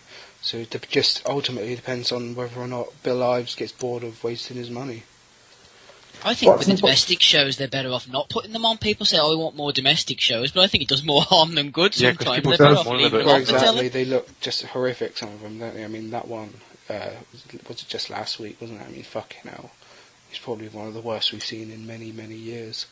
And, like you say, it just gives him a really bad reputation. He's putting on these absolutely shockingly shite shows, and no one goes to them. You see empty arenas, and to defend Hearn a little bit here, when you see it packed out and he's giving it the old, it's a night out bollocks, and people seem to turn up a bit more. But he needs something, certainly. He needs a really good fighter to come through for him, or a really big star, or something, or a fighter to actually join him for once. if he's going to really stand on his own 2 feet. When Box Nation goes, and it will be when rather than if, the only person, or the only people that have to blame is themselves. They have a channel where basically Eddie Hearn has to negotiate dates with Sky. Mick Hennessy gets what he gets from Channel 5 and he makes the most out of it. Box Nation have an open schedule, 365 days a year. They can put on any show they want, any pre-fight stuff. They haven't got to say, what time will I get? Will it be between 6 and 7? Or they haven't got to compete with rugby, football, cricket, darts. They've got everything, and they do nothing. Their coverage, Monday to Friday, is non-existent. Bunce's Boxing Hour and Boxing Matters with John Evans and those guys are the only things they do. There's the archive stuff's naff. They don't do anything to justify you now paying for that channel, and their schedule's looking really blank. The domestic stuff's poor. The international stuff doesn't draw people in to watch it, and it's such a shame because I'm a massive fan of what they're trying to do. They've just got the wrong people trying to execute it, and it's just really, really poor. And also, they're losing fights out to BT ESPN as well, aren't they now? I mean, that fight, the PBC card wasn't on Box Nation. I think a few others have not been on Box Nation. And as Steve said, I mean, some of these domestic cards, they're so shite, they're more likely going to make people say, I've had enough of this, instead of actually putting nothing on. Maybe that's how Frank looks at it. Let's not have nothing on this Saturday. It's better than putting on a lot of shite, which will turn more people off. Is it worth their time, though, doing these midweek things? Who's actually going to watch these things? Is it worth them even paying the fucking electric bill to No, but it's not. the office? If you look at, this is a good thing. If you look at production costs, right? So Box Nation have only recently switched to HD last year. Their studio looks like it was made with spare change down the back of the sofa. Everything is cheap about their production, but I don't mind that because Sky, they spend thousands of pounds on posh tables, but you'd rather they spent the money on the fights. But Box Nation, they could be putting on guys like, people that subscribe to Box Nation are hardcore fans. These aren't your casual Sky Sports fans. People who are really into their boxing. The likes of Steve Goodwin, Steve Wood, Dave Colwell. I know he has association with Hearn, but he doesn't have a TV deal. All of these guys could put on better shows, and they do put on shows every single week up and down the country. Why not stick them on Box Nation on a Friday or Saturday night? It costs bugger all. These guys currently broadcast stuff online, and it's basic. It's only 1 or 2 cameras, but they managed to do it, and they don't have a TV channel. Box Nation could and should be doing this. And when they first launched, they said there'll be a domestic show every week, and there'll be an international show every week. That was their mantra. Now we're lucky if we get a domestic show a month. Sometimes we go more than a month without, and it's usually absolute trash. And the international stuff just isn't there. And when they lost Mayweather-Pacquiao, which a lot of people say, well, that was always going to happen, but they've shown all of their fights. That show just how small a player they are in the market and how disregarded they are by international TV, people that sell international TV rights. Have you saw their schedule this month? They've got the big fight. They've got Mosley Mayorga 2, which I know we're all buzzing to see. They got the fight today between Payano and Warren. They got Sergei Davydenko against Ayala. They got Lucian Bute against Di Luizia, whoever he is, and then they got the big rematch between Mosley and Morgan. That's it, and that's the problem. They're losing fights that they would have always got before to BT now. So to be fair, what else is on this month? Well, that's true. There isn't a lot on, but the other problem is the people that would listen to this are the kind of people that would watch those fights, and they're the kind of people that will stream it. Box Nation fans are very tech savvy. There's a lot of people that watch Box Nation but don't pay for it. And for that sort of channel, they can't get away with it like they can with Sky. How dare they? Who are these horrible That's people? what's killing this sport. Exactly. They need to be rooted out and disposed of. But you're saying there's a way that people can watch boxing without paying for it. I mean, what possible way is this? Well, again, I've got nothing against streaming fights. Paul seems to know too much about this, doesn't he? The problem with Box Nation, here's a great example. So another problem with Box Nation is, at the moment, I don't subscribe to Box Nation. It's not through choice. It's the same problem that a guy I speak to, everyone knows James Hickson on Twitter. You can't speak to them. There's a problem with my account. You can't speak to them. There's no phone call. There's no call centre. There's no nothing. It's a one man and his dog operation. It's run like that. It feels like that. Probably the website is, yeah. like that. Well, it is, and that's what it is. But do you know what? This is a television channel. You can't run it like that. It has to be more professional. If you're giving it away for free, that's fine. If you're charging $12.99 a month or whatever it is now, you can't serve up that shit. Premier Sports is a tiny sports channel, and they managed to do it 10 times better, and it cost less a month. Right, just thanks everyone for sending in these Twitter questions. We're not going to be able to get through all of them because we've got a wee bit we want to talk about, but let's pick out a couple here. Adam, Ricky Gravel's asking, either win the lottery, shag Beyonce, or see Paul Smith in no holds bar fight to the death with Kovalev. The latter, that would be destruction. I would take the lottery, fuck the rest of it. How much is the winnings on the lottery? Doesn't matter. £1 million would do me. I would easily be able to invest that and live off it for the rest of my natural. No problem. To be fair, the last one would be, wank bank material for a very long time. That being the case, Amir Khan's asking, Johnny Nelson said Gary Cornish, the elite Scottish heavyweight, faces Joshua next in his toughest test. He says, I think he's just basically quoting what Nelson says here, just total hype. No, Cornish isn't the elite Scottish heavyweight, sorry about that. Alex, final question to you, mate. Why does Eddie Hearn hate Scotland? Is it the distance, fried Mars bars, lack of Nando's, or is it just not cheeky enough? I think it's those exact reasons. We just don't have enough cheeky Nando's up here. Plenty of bookie shops though. Yeah, he loves the bookies. I'd love it up here. Plenty of bookies, plenty of gamblers and all that, but just not cheeky enough with it. There's usually the dour-faced old Scotsman who's a bit grumpy and a bit moany. I don't know where they get that from, but no, they're not cheeky chappies like down south, are they? No. I think I'll just take this last question from Aaron Down. Steve, for you guys, how can Holland say Campbell won't ever face a harder challenge than Coyle and keep a straight face? He just says whatever comes into his head. He's a bit like myself. I think he doesn't really always think what he's about to say and comes off with a load of bollocks, so we'll let him on. What about you, Paul? We lost Paul. Frank Warren has got rid of him after that Box Nation streaming sorry mention. guys. Sorry. guys, He's trying to sort his subscription out with Box Nation. Sorry, the sound dropped off. What was the question, mate? Doesn't matter. Okay, cheers. So, up next is Belly of the Week. I've only got 3 nominations, so hopefully you guys can make up the shortfall. So Alex is going to spin that shit and get the intro played just now. Okay, well,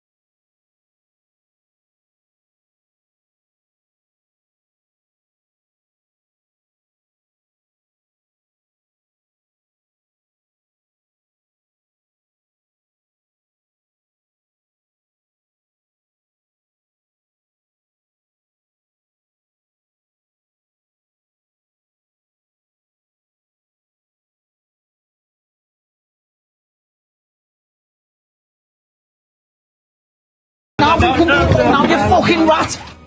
okay, what's the value of the week?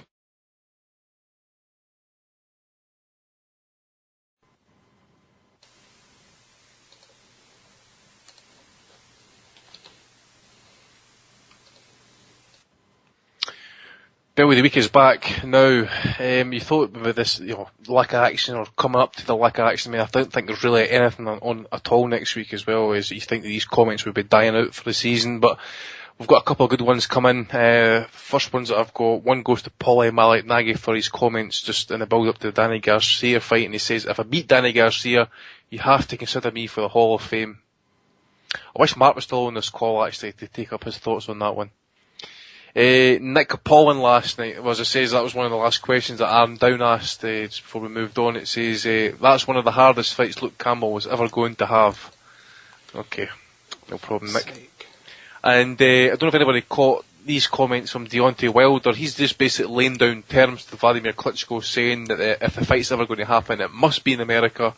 And the reason why is because he holds the most prestigious belt in boxing. Well, sorry, like Suleiman's bout. Yeah, basically the one that's one of the most corrupt organisations out there. If you talk about corruption, the WBC, I know the IBF are bad and stuff, but WBC really, really took the piss. And I know Daddy Suleiman and Don King were in each other's pockets and stuff, and see what happened with Graciano Reggiani, almost bankrupting those bastards, so. Yeah, look at the word corrupt, and there's a picture of fucking Suleiman with his cheesy smile. Don Suleiman. So that's the three that I've got so far this week. What about you guys? Start with you, Alex. Nothing from Alex. Just trying to think. Halling came up with quite a few last night, didn't he? The fact that he was claiming that Kell Brooks stopped Carson Jones in a rematch at welterweight.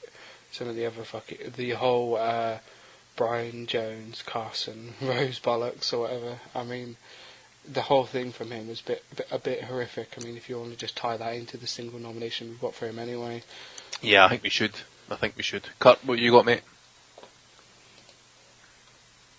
I'm just having a look through now because people sent me a couple. I'm just come back to me in a minute. Steve? Yeah, I'm going to go for a bit of a harsh one here, but I'm going to put forward Teddy Atlas. He needs some new analogies. The bugs on the windshield, air in the tyres, chopping down water the in the basement. Come on, it's time and again. And there was a bit of a cringeworthy intersection with him and Rosie Perez as well, halfway through the I've seen that, mate. I've seen that. I'll tell you one thing I'm really looking forward to. I really want to see, and I shouldn't be saying this, but I really want to see a shocking decision victory for someone. And I want to see if Atlas is going to do it. Remember that time Atlas went fucking mental on ESPN Friday Night Fights and he pulled up the commissioner? Yeah. I want to see if he's going to do that, see if he's a fucking man of his word, because he's obviously got a lot of shit to say about corruption, bad judging, officiating, all that sort of stuff. See, the first time it happened, well, it's happened quite a few times, but he's never seemed to have happened with him on commentary. I want to hear him go fucking full blast, and I bet he doesn't do it.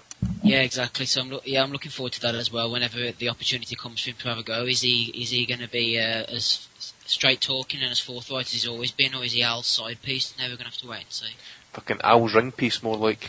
Yeah. I got a couple. What about? Well, we mentioned it earlier. The 50-year-old Isaac Chamber with a towel. That's got to be up there. Nick Halling, when he was talking about Carson Jones training in Great Bear, California, instead of obviously Big Bear. Got one. Apparently, Gary Russell was on The Boxing Voice earlier in the week, and he said he would love to have a unification fight with Evgeny Gradovich. What thoughts? Teddy Atlas had another one at the very, very start of the fight. I can't remember who the ESPN main commentator is, but he said Paulie Malignaggi's been out of the ring for 18 months, and then literally 2 seconds later, Teddy Atlas goes, and Paulie Malignaggi's been out of the ring for a year and a half now. Literally back to back. It's almost as though Teddy's not paying any attention to what's being said to him, and the guy just didn't know what to say. It was just like a really awkward few seconds. Is that your nomination, Paul? Teddy Atlas. I'll put Teddy just because when you listen to Teddy commentate, you never know what you're going to get. It's always entertaining. He was going on about Tide and Sandcastles last night. flow, wasn't it? He was going about the flow of a fighter. And that was a continuous theme. I've got another one for Halling, who seems to have, put in a massive can't keep putting Halling up all the time. No, Halling also said Kell Brooks stopped him down at welterweight, which was incorrect. And I've also got one from Box Nation Twitter earlier on in the week. Let me just see if I can find it. To Shane Mosley. It said along the lines of, we can't wait to see Shane Mosley's fight. And then they got the date wrong. They said it was July the 29th. And Shane Mosley replied, y'all know it's August the 29th, right, lol. So they can't. I mean, that's a huge fight, and they can't get the date of the fight correct. I can tell you that the guy who runs that account is an absolute knobhead. Who is it? I won't drop names, but it's someone who works in, it's not from Box Nation, from Match on the Brain, from Warrenside in the office. He's the blocker. He's the chief blocker who causes lots of trouble for their press officer, because their press guy is actually really nice, but the chief blocker in the office is not the nicest guy. Is his name Francis? No, it's if you're blocked by Frank Warren's account or by Box Nation's account, it won't be because Francis has seen it, Frank's seen it, Richard Maynard doesn't have Twitter. None of those guys block people. It's sub press man. So anyway, the nominations are Paulie Malignaggi, Teddy Atlas, Nick Holland, Deontay Wilder. In fact, Nick Holland for multiple sins. Who was the other ones? Box Nation Twitter. The 50-year-old Isaac Chilemba. What was that one, Adam? Box Nation Twitter. Alright.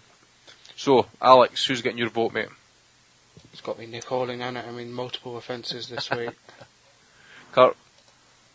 Yeah, I mean, for not just one comment, it's just when you just put in multiple offences, it just tells me you're just desperate to win it. So I've got to reward it. Steve, sorry, Kurt, who said that one again, mate? Who'd you give it to? Nick Halling. Nick Holland. Steve's giving it to Terry Atlas. Paul? Yeah, if you give Nick Halling 4 hours of television, I mean, the man's going to get nominated several times, and he's nailed on this week for me. As soon as he knows he's on a big show, he rubs his hand because he knows tomorrow's podcast they're gonna put me right up there in this. Adam, if you could have the deciding vote here, off mate. his shelves, getting the trophy cabinet ready. He knows. When it comes to Bellew of the Week, I don't normally agree with the majority, but Nick Halling this week, it's an outstanding effort in the Bellew of the Week Championship, so you've got to give it him. Yeah, definitely. So I think Nick Holland, sir, for about the 33rd time in its history. Congratulations, you are the Bellew of the Week award winner. There's no better man to win that award. Congratulations.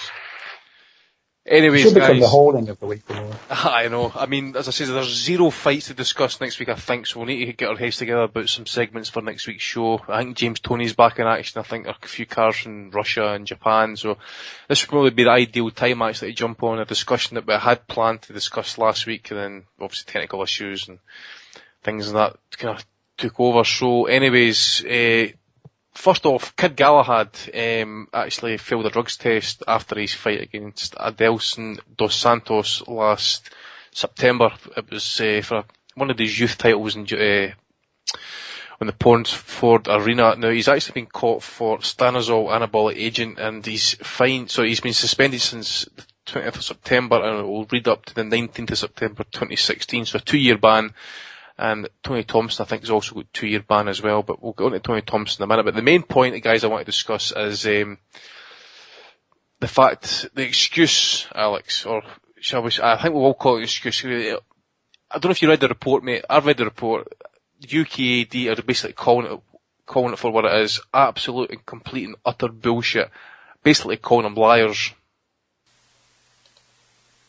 I've not read the report, actually. You know, so you would have been right over it, mate. No, I've unfortunately had a bit of a busy day today, but you can carry on and inform us all. Christ, I'm not going to dig it out now, mate. Alex, I can't believe you are a casual and you've not read the report. That's disgusting.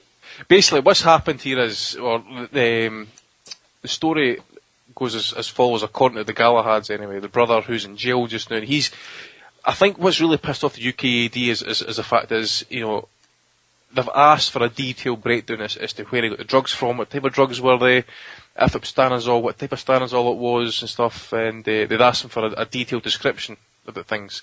He sent in, basically, I've read his statement, and I will find it. If I can read it out, I will find it and read it out. I found it here, actually. It goes as follows. It says, I asked Barry for a loan. He refused it, and I regret. I was very upset about it. I had no job or money, and I felt very annoyed that my own brother would not help me. But you could still afford to buy fucking steroids, you prick. He was successful, and I believed that at least he could do was help me. At the time, I was taking stanozol. See what I mean? How's he be able to afford this shit? Which I used as muscle hardeners. That's not really what it's for, actually. I had some tablets. In the heat of the moment, when Barry was absent, I crushed up some tablets of some Stanozol and mixed it with his drink powder, which I knew and had seen him use. As far as I can remember, there was a lot of powder left. It was Barry's energy drink powder. I put either 1 or 2 tablets in. I knew the test boxes after the fight, but I also consumed with anger at him that I acted the way I did. It was a malicious act of which I am ashamed. I do not care about the consequences. His energy drink was kept with his proteins, which is in the kitchen cupboard. That is the explanation. That's all it was. It's less than an A4 sheet of fucking paper. It's just a load of bollocks, isn't it? It's a load of pish. It's a load of pish. And what's happened is, as well as I've noticed, it's been quoted here in the actual report. Now, the sister, I believe, has went to visit their brother in jail, and apparently now between him apparently spiking Galahad's energy drink to him getting put in prison was 4 weeks, and you cannot. And apparently, he needed the sister to tell him that Barry had actually failed a drugs test. It jogged his memory that he spiked the guy's drink. How the fuck can you actually forget within the fucking 4 weeks of spiking your own brother's drink, who's a professional boxer with steroids? How can you forget something like that? How do you need your sister to come at you 4 weeks later? Are you that fucked up? It's just nonsense, and the thing is, they can never accept that excuse. It can never be accepted because every single sports person could always use that excuse. Oh, I had a row with my girlfriend, had a row with my brother, my sister, they've spiked it. Anyone can, and then everyone will be past us, oh, that's fair enough. The fact is, no, whether every fighter who fails, he's always a cheater, I don't agree with. I think sometimes it's just, in the case of Enzo Maccarinelli, for instance, I don't think he's a cheat at all. I just think he was naive. He took something out of a MMA magazine that would help him lose a bit of weight, and it was, at the end of the day, he was wrong for doing it, and he should have been banned because, what goes into his body is on him. But in this case, it's just a joke, and I would have come up with a better excuse than that, and just say, you took something and you didn't know or something. That's what they usually say. But to come up with this, blatant lies like this is just, and it's obvious no one's going to believe it, no one's going to buy it. And I think he's banned for 2 years, and, his career now is really, going to be stalled now. And and even when he comes back now, people are always going to have this suspicion on him now. And also other members of the gym as well that, unfairly have been put under the microscope now because of him. Because if one of them's doing it, why couldn't others doing it? And friends of his be doing it. I didn't want to sound, guys, I'm going to hog too much of this, but I've got the report in front of me here, and I've got some of the stuff relating to the explanations and stuff. If you want to jump in and interrupt me, just do so, alright? But first off, I'm going to start off by saying is, I don't care what anybody thinks. In my strongest personal opinion, and I think Alex will back me up on this, is British sport, in my opinion, not just America and the world and stuff now, but British sport is fucking riddled with this shit. It doesn't matter if it's steroids, cortisone, HGH, EPO, Stanozol, it doesn't matter anything you want to talk about. These guys are juiced to the fucking max. I don't care who it is. Now, I watched Chris Froome win the Tour de France, and I really want to believe that guy's clean, okay? If he's clean, then I really want to believe he is, but there's just something nagging me in the back that he isn't. Now, Adam, I know you're a big rugby fan, mate. If you checked out how many of the players that you watch have been failing drugs tests recently, it is absolutely horrific. I would say rugby union or rugby league, doesn't matter, combine the two of them, is probably, in the UK, the one sport is probably stands alone with the amount of drug tests that people are failing just now. For steroids, EPO and stuff like that, it's unbelievable. The only thing, I don't know anywhere near as much as you guys, but especially with sports like boxing and rugby, it's obviously very macho. And, that's a big thing of it. But the only thing I can really put my terms on is that a lot of the stuff that can be, that you can fail a drugs test on, after boxing, for us guys, we could take it, it's not, what I'm saying is, it isn't illegal in terms of the actual law, what they're taking. So, some of it's by accident sometimes, but a lot of the stuff, I just can't get my head around it, and I know I should, and probably, I shouldn't have this attitude, but at the minute, I don't care, because I think, like you say, I think everyone's at it, so, good luck to anyone who's trying to stop it. Tony Thompson did say he's actually as well as, everybody should be on it, because everybody is on it, Yeah. I couldn't disagree more with that, especially in the sport that we follow. So if Chris Froome, for example, is going to some clinic, getting his blood taken out, getting it filled with the better red blood cells or whatever the EPO system is, so he can win a cycling race, yes, it's bad. Yeah, the fans get cheated. It's not fair on his competitors if they're all clean, which obviously we know they're not with the Tour de France. But who's he hurting in reality? He's not. There's no harm going to come of that apart Himself. from he's harming himself in terms of he's putting himself at a health risk. And same with baseball, and that's had a massive problem with it. So all sports have. Any sport where you have to physically move, lose weight, get in condition, you're going to have the problem. The difference with boxing, mixed martial arts, and I'm also going to throw in professional wrestling, is you are involved in a sport where you can kill somebody if you aren't on anything. Now, you have to assume that you're going into a fight on a level playing field as possible. In a cycling race, Chris Froome will win, the other guy loses, and that's the end of that. In a boxing fight, if you kill somebody or put someone in a coma, and you have been taking human growth hormones or you've been taking steroids of any sort, then for me, it's a no-brainer. I am very, very black and white on the drugs issue. If you are caught, and it is as black and white as you've been caught doing, it's not that, you're taking a protein powder from Luxembourg and that's banned by the British board.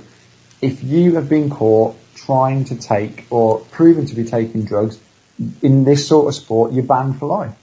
I mean, that sounds really harsh. To me, it's not. You've got a borderline case of a criminal, Yeah, it's no different. In my mind, it's no different to going in the loaded gloves or a lot of the other things that you could do in a ring. That's the point. It isn't different at all. I mean, well, that's what I mean. Exactly. It's as close to assault as possible because you are going in there and you are not going on a level playing field and you can kill somebody.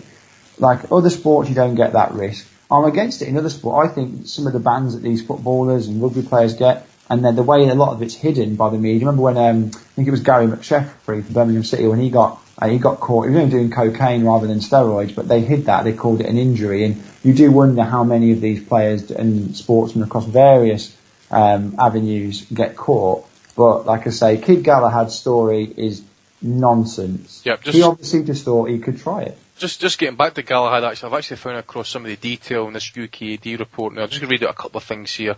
Now, on his brother's name's Maged. Now, this is from the report itself. It says there's no detail in Maged's affidavit as to why it was that Maged had the tablets in his possession while he was visiting his grandparents' house, his history of usage of such substances, where he obtained them from and when, what he paid for them and how many he had. There is not an exhaustive list of matters that one would expect to see in circumstances where he is the sole direct witness as to spiking. One would expect to see the full story from an alleged spiker who was, as is said to be the case here, someone who is repentant and wants to cooperate in providing evidence to exonerate his brother. It goes on to mention the fact is that his sister went to visit him and had to jog his memory. Now, this bit I really found really interesting, actually. If I can just give me a second here, if I can find it. It basically just says that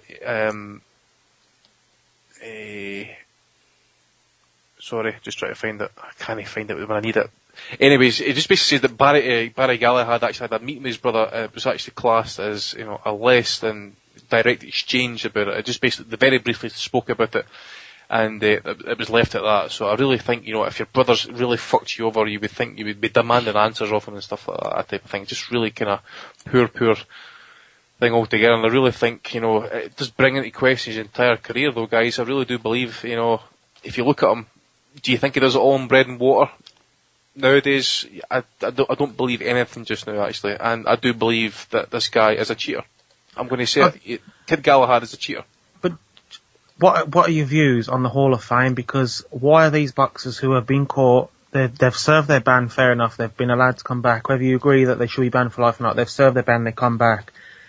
Should they be in the Hall of Fame? Because I see people giving guys like James Toney a pass because, all the greatness he achieved before he got popped when he was a fat heavyweight. But no one knows if he was doing it, or when he was doing it, really. He could have been doing it for years, for instance. Now, to me, once you've been caught and found guilty, that you have to have question marks over someone's entire career. And whether you say, you can turn a blind eye to it and say, well, no, I'm gonna assume he was innocent, but still, the suspicion's there.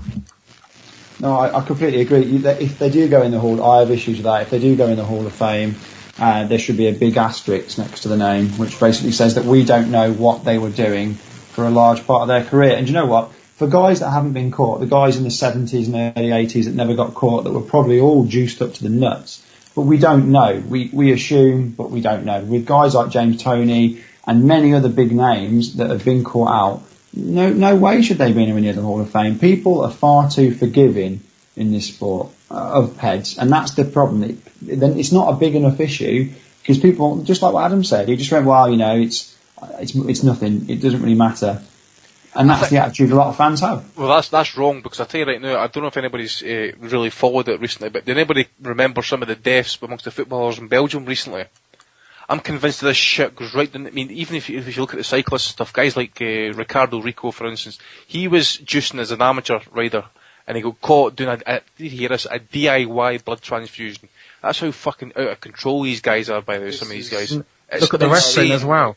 And it filters right the way down as well. So the guys that, they're not fighting on Sky Sports, they're not fighting on HBO, but these are local kids in gyms, and they're getting a hold of this stuff so cheap. I was speaking to a guy who owns a gym in Lichfield where I live, and he was basically saying that the stuff coming in, it's all coming in from China. Yeah. And he just says it's so unbelievably cheap that a lot of all the local bodybuilding competitions, and especially with the explosion of mixed martial arts, he said it's absolutely rife, and he has a massive problem keeping it out of his gym. This isn't just your big stuff. This is your bang entry normal guys going to the gym. Yep. I've got a mate who's actually lost a friend, 34-year-old. Right? Did he drink? Didn't he take recreational drugs? Didn't he smoke? Just took steroids and stuff. Mm-hmm. And he fucking died, age 34. And the coroner came back and says he had a heart like paper. Yeah. And it was because of rampant PED usage. His system was full of it. This is my point about why, Paul made the point that saying that, yeah, it probably is a bit worse using it in MMA and combat sports and things, but it's the fact that in these other sports like cycling and rugby and football, it's the culture of drug use. It's encouraging these young talent who believe that they have to take these things.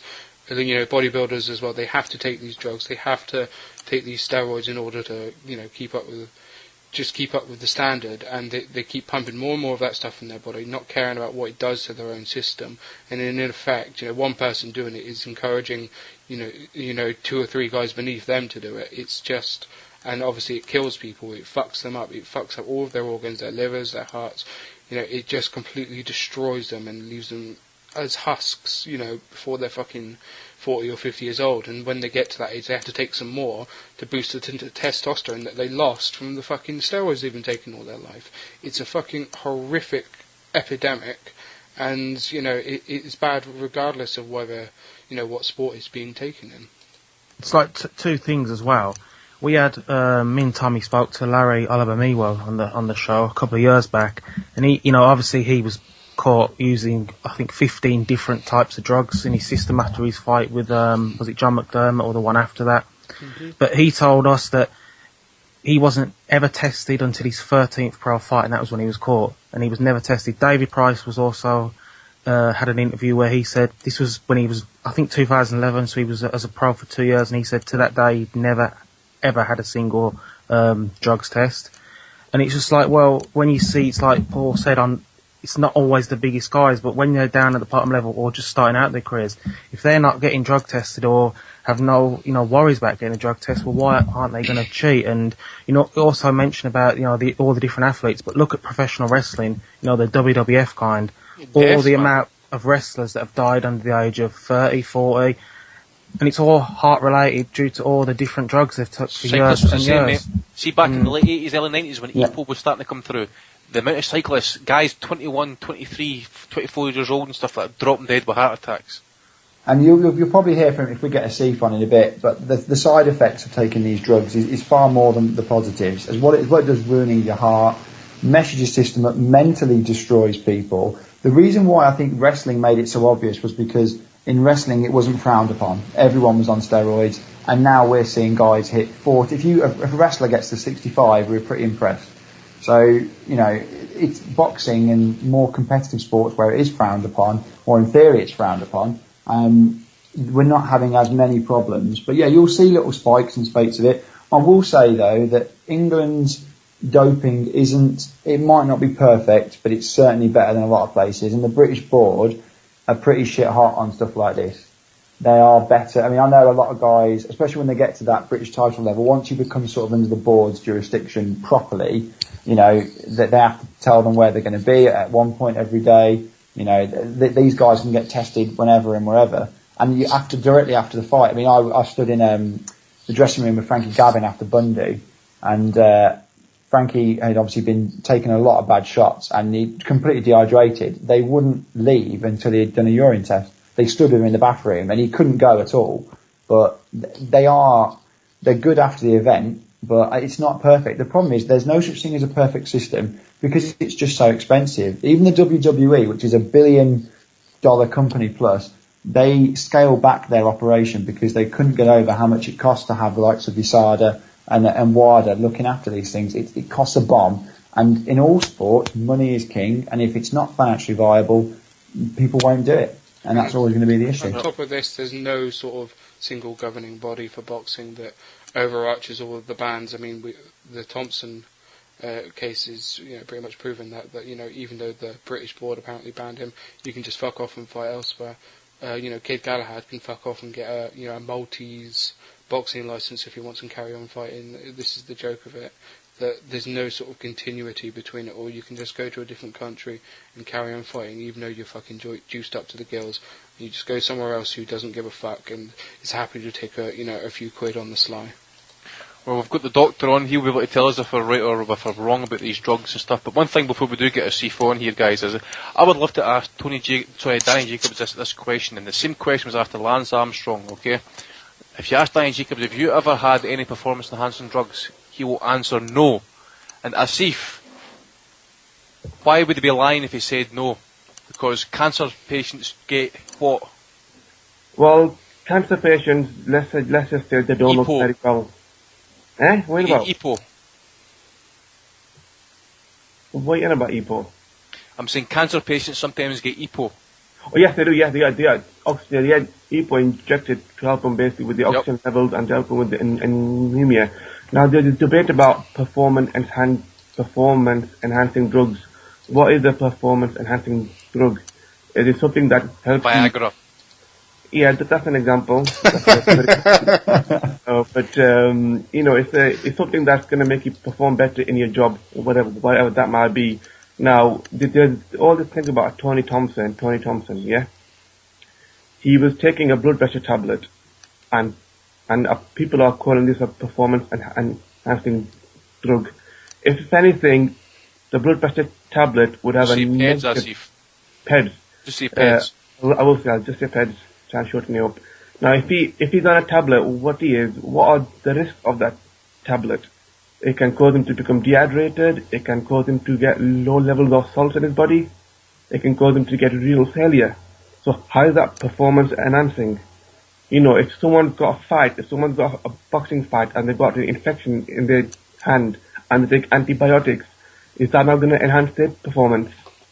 You know what I mean? So we have to look at it logically, you know, and this people on about, oh, you shouldn't be taking that drug.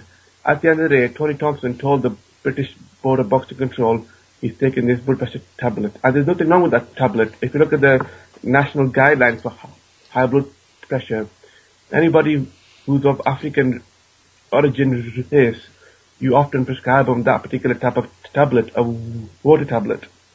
So it's like saying to all black people, you know, who wanted to be sports people, who wanted to be boxers, if you get blood pressure, you can't box because you can't take the best medications that's directed for you.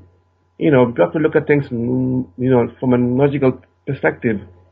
You know, I know there's a few people upset because they were big David Price fans, you know what I mean, but that's not a reason to try and, you know, be upset with this Tony Thompson issue. But also, mate, I know you were saying that it's for high blood pressure. I think it's called hydrochlorothiazide, I think, or something like it's called. But it's also a diuretic. It also makes you lose water, doesn't it? It does make you lose water, and so it could be using it. So I mean, that's an ample excuse for Thompson to say, listen, it's high blood pressure. But in the background, he's maybe saying to himself, well, wait a minute, I could maybe say that, but at the end of the day, I'm just trying to cut some water at the end of the day. Yeah, you could, but then what do you do about, okay, if you're Tony Thompson and you've got high blood pressure and the doctor has recommended you take this tablet, what do you do? You've got your boxing career, which is basically pays your bills. what do? You need to use some common sense at the end of the day. Not all tablets, are good for you. Even the tablets that we take, statins, antibiotics, people think they're good for us, but they're not really good for you, really. You know The what I thing mean? is, though, if you've got high blood pressure, right, as a doctor, should you be fighting? Why not? I mean, people have medical problems and they still go to work. People have wheelchair bound, multiple sclerosis, they still go to work. We have to look at if he's got like a brain tumor, if he's had a stroke, yes, after it don't work. But the question is, high blood pressure is not that bad. It's a risk factor for having a heart attack and a stroke. Yeah, high blood pressure can give you heart attacks, strokes, etc. But not boxing itself. Boxing not going to give you a heart attack. So I'll put this question obviously to Asif and to everybody really. So when we talk about performance enhancing drugs, because if the board of control test you and you've got cocaine in your system, you'll get banned. Yeah. Okay. Yeah. So drugs that are not designed to give athletic performance and they're still classed as performance enhancing drugs, should there be more of a tiered system? Should it be if you're taking a proven anabolic steroid and you have no medical justification, that should be a huge ban. If you're taking social drugs, if you're taking is a diuretic not as bad as a anabolic steroid because it's being used to cut weight rather than gain strength? This is where I get confused on this. Is the diuretic also a masker as well, though, Asif? Yeah, it doesn't mask, but that's the point. But what do you do then? It's a masking agent, but then a lot of the drugs can mask with the drugs. Antibiotics can mask drugs. Antibiotics can give you the infections and stuff, give you bloody diarrhea, C. diff. But just going back to that cocaine, well, cocaine's it's an illegal drug anyway. It's great though, isn't it, Asif? I'm not saying anything. I'm not telling you my secrets. You got through that. You got for those late nights at medical school. A prescription, Asif. I'll get you my address after the show, mate. No problem. But just going back to that, yeah, I think anabolic steroids, yeah, obviously we know what they do. They perform your physical, performance in sport, athletics, cycling, boxing. That's illegal. I completely agree with that. But just taking a bloody pill for your blood pressure so you don't flipping die 5 years early, what's wrong with that, man? People have to be a bit, just going back to people on my steroids. There's different type of steroids. Some are steroids that your body naturally produces, and there's some steroids that are used to help your stress levels. Some steroids are used to treat asthma and certain inflammatory conditions. And some steroids, anabolic steroids, are the ones that help with your muscle mass and and your performance and speed. So there's different type of steroids. See, be honest with you, see if anybody gets caught for smoking weed, should they get banned? Is it a masker? Because I'll tell you what, right now, if anybody gets banned and, if anybody actually is able to fight stoned, I want to know who this person is, because fuck it. Any time I've tried it, it's like, sleeping time, Yeah, I don't know. There's a few boxers that seem to fight stoned. Is it a masker? From my knowledge, no. If it was, from what you're saying, from your knowledge, no, then we'll leave it at that. Then the most masking ones are the tablets because obviously your medication is broken down in two places, in your liver or your kidneys, and it's the ones that act on the kidneys that can act as masking agents. Right. Okay. But I won't go into too much detail because Well, we'll talk to you off air then. That's if I need to do that. I'll drop you an email or whatever. But just before I let you go, mate, is Kid Galahad? Do you buy his story? Is he a PED cheat? I'd ban Kid Galahad for just a ridiculous the ridiculous reason that he's given. That's worth banning. You know what I mean? Is he a cheater? Is he a cheater? Well, what's the story again? Just tell me briefly. He's saying that his brother basically spiked his energy powder drink when he basically disagreed to give him £10,000.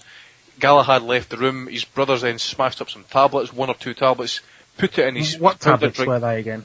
It was 2 tablets of stanozol apparently, but with no name for the stanozol. I know stanosol's got different names. Yeah, I mean, stanozol is banned. I think that's a definitely banned one. Definitely. Oh, fuck, it's an anabolic steroid, man. Yeah. So, but should he be banned? To be honest, I think no one believes that story. So, Andy, come. You think? I thought it was legit. I thought there was some sort of element of truth to it. Like, I mean, I really believe the brother's statement. I mean, that full quarter-page essay that he sent in was the clincher for me. I think Galahad needs to go to take it to trial and stuff and get cleared. Yeah, well, I don't know. I mean, that's a whole different issue. I think I just came on to just talk about other drugs which are not really performance-enhancing drugs, in my opinion. Right, so, mate, finishing off, Galahad, you're saying, is a cheater. Thompson isn't. Thompson is not a cheater because he didn't take a performance-enhancing drug. Yeah, but didn't take a performance-enhancing drug, but he could have taken it just to cut weight. And that'd be the case. It could have been a lot slower. He could have gassed quicker, and David Price could have a better suit just now. Yeah, but then we can say that for everybody's on drugs. So that, we can say, we can say every boxer's on drugs, and depending on where they do the blood test, etc., you know what I mean? We can be technical. Things are the human body. Everyone's human body is different. So if I do a blood test on me, blood test on you, there are also different levels of calcium, blood count, etc. So everyone's different anyway. So, you can't always base it on a blood test because some people will naturally produce high levels of A, B, and C. That is but just think, if Tony Thompson hadn't have taken this drug, Kelly Maloney might still have a penis. I mean, this is serious stuff here. This is why it's important to get the details right.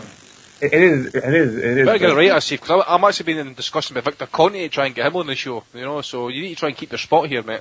Victor Conte, isn't Victor Conte the one who actually got sent to prison? Yeah. Valco. If I drop a dime for you give me that cocaine the last time, mate, you could be losing your medical license shortly. I've not been to prison just yet, so... Anyway, mate, cheers for that. I mean, listen, you're also good for the heavyweights, but also good for kind of keeping us on track with the PED stuff, but cheers for that, Asif. No problem, I'm going to go now and take mine, so... No worries, mate. Cheers. Good night, Asif. That was Asif. Guys, anything else you want to discuss before we get going? Because I think we've really got nothing to discuss for next week, really. Can I just make a very quick point from one thing I missed from the Hall card was there's a local fighter from Nuneaton, Christian Lake, who was fighting, I think he's fought over 200 times, well-known journeyman on the circuit, and he'd lost the last 31 fights, but he beat an unbeaten prospect. He said before the fight he was going to do it because he was dedicating it to Richie Woodall's father, who passed away, who's a well-known figure in the Midlands boxing scene, and he said he was going to win, and he did. So it was a massive win for him, and really, really good for a nice tribute to Len Woodall. Yeah. Best wishes to the Woodall family. Rich is always a good guy. Actually, I remember hearing, just talking about Len Woodall, actually, funny story, I don't know if it was after the weigh-in or it was after the fight got announced, but when Calzaghe and Woodall were due to fight each other, I think they were heading back home. Obviously they would head to the Midlands and they were going back to Wales or whatever. I don't know how they met up, but anyway, they met up at this roadside cafe, and then you've got Enzo and Len Woodall talking like they were best of friends, and you've got the two sons sitting fucking like stone-faced across the table with each other, looking at the floor and stuff. I just imagine these two dads chatting away. Their two sons are fucking due to fight each other, just sitting there like that, raging, just saying, I want to get the fuck out of here, man.